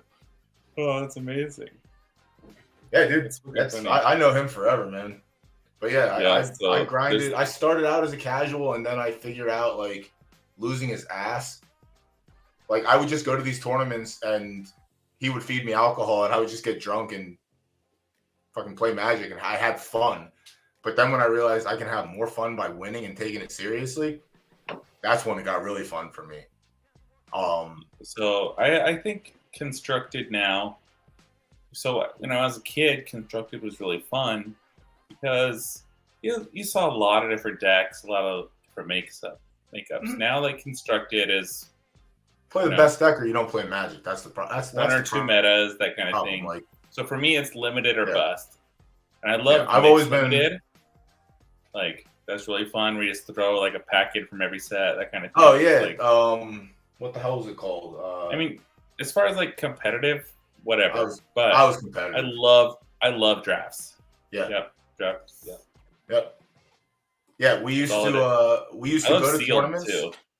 We used to go to tournaments to play, but Friday nights the tournament hall was You're trying open. to say tournaments? Yeah, tournaments. Tournaments, yeah. I'm on the East Coast. You keep your West Coast out there, all right, bud? But we used to go, and Friday the hall was open, and like they would have side events, they would have like last chance qualifiers, like tournaments to get 3 buys for the Grand Prix the next day. And there was another section where all the Degens went, and all like the pros who didn't have to worry about playing the next day because they had 3 buys to start. So we would get drunk and we would money draft them and we would fucking clobber them. And this was an ongoing thing. Like every few weeks we would go to a tournament and we would just money draft the same people and clobber them. And like these were the best Magic players at the time. And I'm like, damn, even if I take this game serious, like I could just be like them, like not losing, but like winning. And like I flipped the switch and like started playing. I tested 5 of the 7 days a week, like in person and online. Like I just played and dedicated myself to it. It paid off, but like I just lost it. Like I lost the flame. I was like, yeah, I just can't do it with like this full time. Like you can't really travel when you work in kitchens because you have to work weekends, and like taking off is ass. So it's like pick and choose. I don't like to play casual, so I just stopped playing Magic. So I have a cabin up in the mountains here in California, where we actually have some snow right now. So Snow's kind of nice. Before we had our baby back in May, I had some buddies fly down in March during March Madness for what we called a Dad Chiller weekend. And we played Magic for 3 straight days. We had like 6 boxes of different sets. Yeah. We did like a draft per set, and then we did like some mixed drafts. Chaos draft. That's what it's called. Chaos draft. Well, that's what they called it at the Grand Prix. They would give you 3 random same idea. packs. A few packs from each set. Some of them were actually pretty synergistic. Like Strips and Neon go pretty well together. Are you a Cube fan or no Cube? I keep seeing Cube on Arena. I haven't played it yet. I don't know what it is. It's just limited, but like like some people have like power cubes where they play the Power 9 and like all the band cards and shit, and then some people have like multicolored cube where it's only multicolored cards, like creature cubes, spells only cube. Like you can do whatever you want. It's customized. So like if you have a group of friends that like to play, like I built a pauper cube, which is just all commons. So like you do whatever you want. You customize it however you want. But yeah, I like stuff like that. I like if it was a getaway for a homie's friend, drafting with my boy. Yeah. If you came up to the cabin, you would have had a great time. Yeah, nobody's taking it that seriously. It's not that competitive. We're getting more fucked up, and Yeah, and that's what lands. We had to like swing by some local card shop and figure out lands. Like just when every once in a while, like we'll get together and do a cube draft or do like a regular draft if it's like a master, like a modern master set or something like that. Like we'll just degen a draft and do that, and like we'll all get fucking stoned and drink and just play Magic. Like occasionally I have fun, but like if I'm not, like I have to be playing for something, so we all money draft no matter what. Like just because we're degenerate, like we have to. I played when I was a kid, and then I didn't play for like until like 2 years ago, and so now like playing is the fun. I don't have to. That's fair. Yeah, that's fair. Listen, I did have great joy being a complete noob when I was first playing and not caring about being competitive.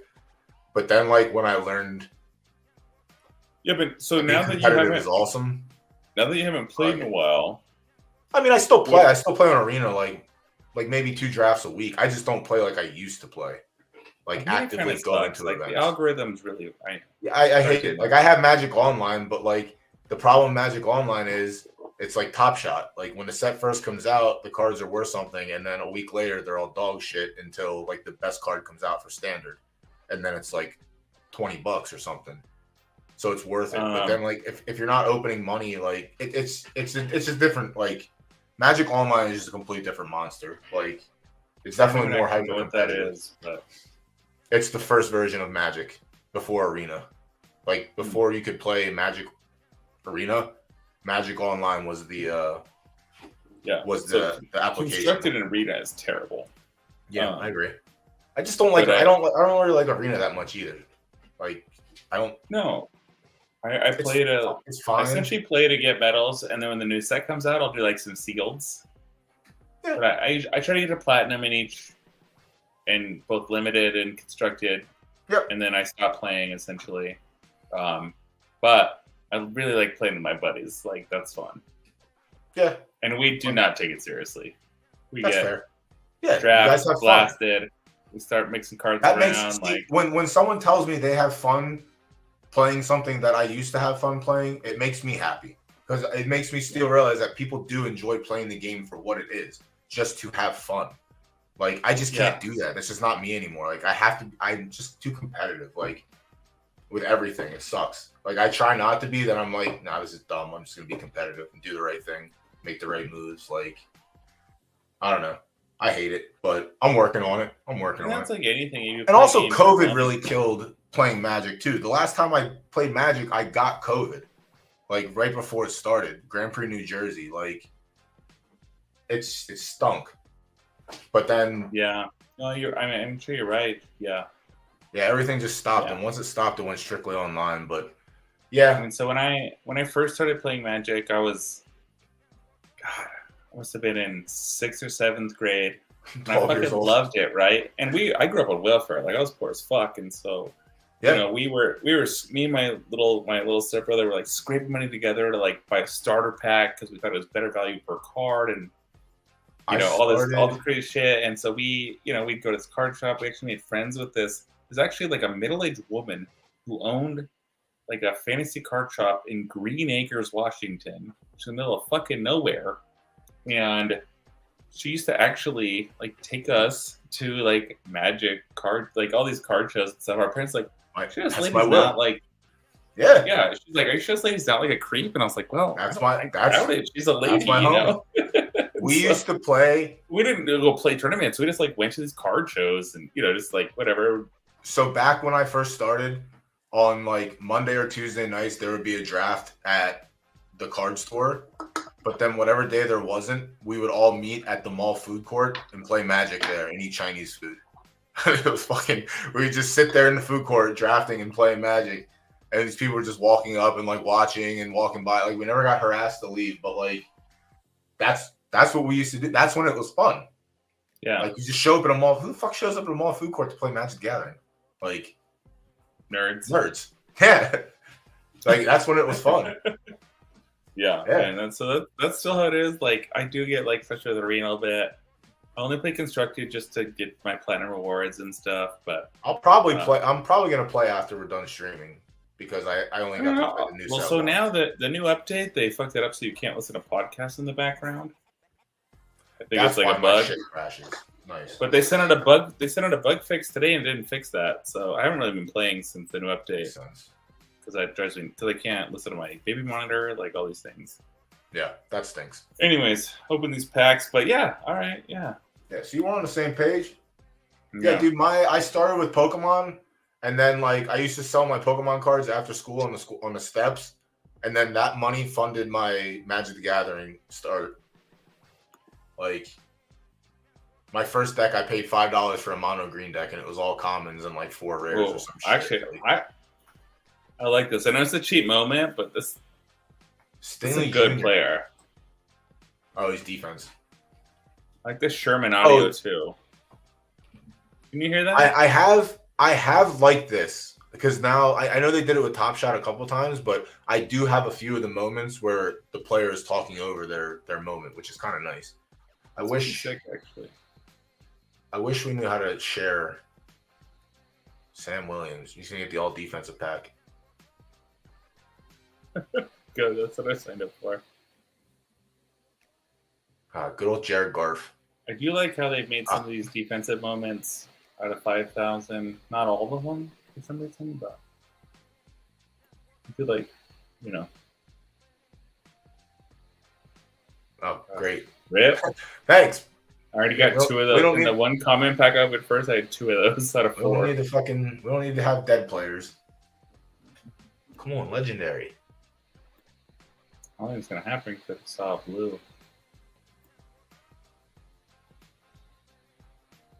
Chubb? Oh, Gus. Number 20. I actually like Gus better as a player, but is that triple digit or is that number 20? No, it's number 20. Oh, that is number 20. Yeah, that's pretty good. Out of 10,000. I mean, it's fine. I like it. Better than. I mean, high mint numbers you really can't argue with. Because there are, like, collector. Another Alec Pierce. Booty. Oh, this one talks, too. Matt Ryan got killed on that play. He's been dead. That's also nice. That's like 2 moments in one. You get to see Matt Ryan get that. Jesus Christ. So many Mariotas. I mean, it's a nice play. Yeah, the Alec Pierce moment's nice. You get 2 plays in one. And it's got the audio on it. That's also a plus, too. Captain Kurt. Kirby? Against the Cardinals. Wonderful. Steps up. He literally just runs for a first. All right, I was going to say, if he just runs for a first down, I'd be pissed. All right, you got the touchdown on that one. All right. You have one more before you get to the... No, this is the juice one. Blue, Don't be a I think stinker. that just means rare, huh? Believe so, yeah. Don't be a stinker. It's going to be. Don't be a stinker. Number 1. Oh, no. PJ Walker. Oh, my God. Oh, my God. This might be the most minus pack. Oh, my God. What a great throw and catch, though. It really was a nice play. What a fucking great play. My man, PJ Walker. Oh, I don't know if you... I know we talked about it briefly. He did like 60-something yards in the air. I know we talked about it briefly. But the XFL just did their draft. I don't know if you looked over. I don't know if you looked over some of the players. But yeah. Yeah. What the hell is his name? I gotta think of his name now. He played for Pittsburgh and then the Raiders traded for him. Martavius Bryant. He went in the top 10, I think. Which is that's why another reason I like the XFL. It's like you get to see players that like were supposed to be good in the NFL. He had a good year. I mean, he was. I liked him. Like I didn't even when he was with the shitty Steelers. But let's go. Rip your pack.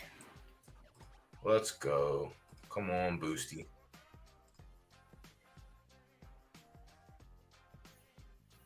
Well, the bar is low for you to exceed. I mean, I just have to not open PJ Walker. Okay, tight end. It's like that, whatever. Yeah.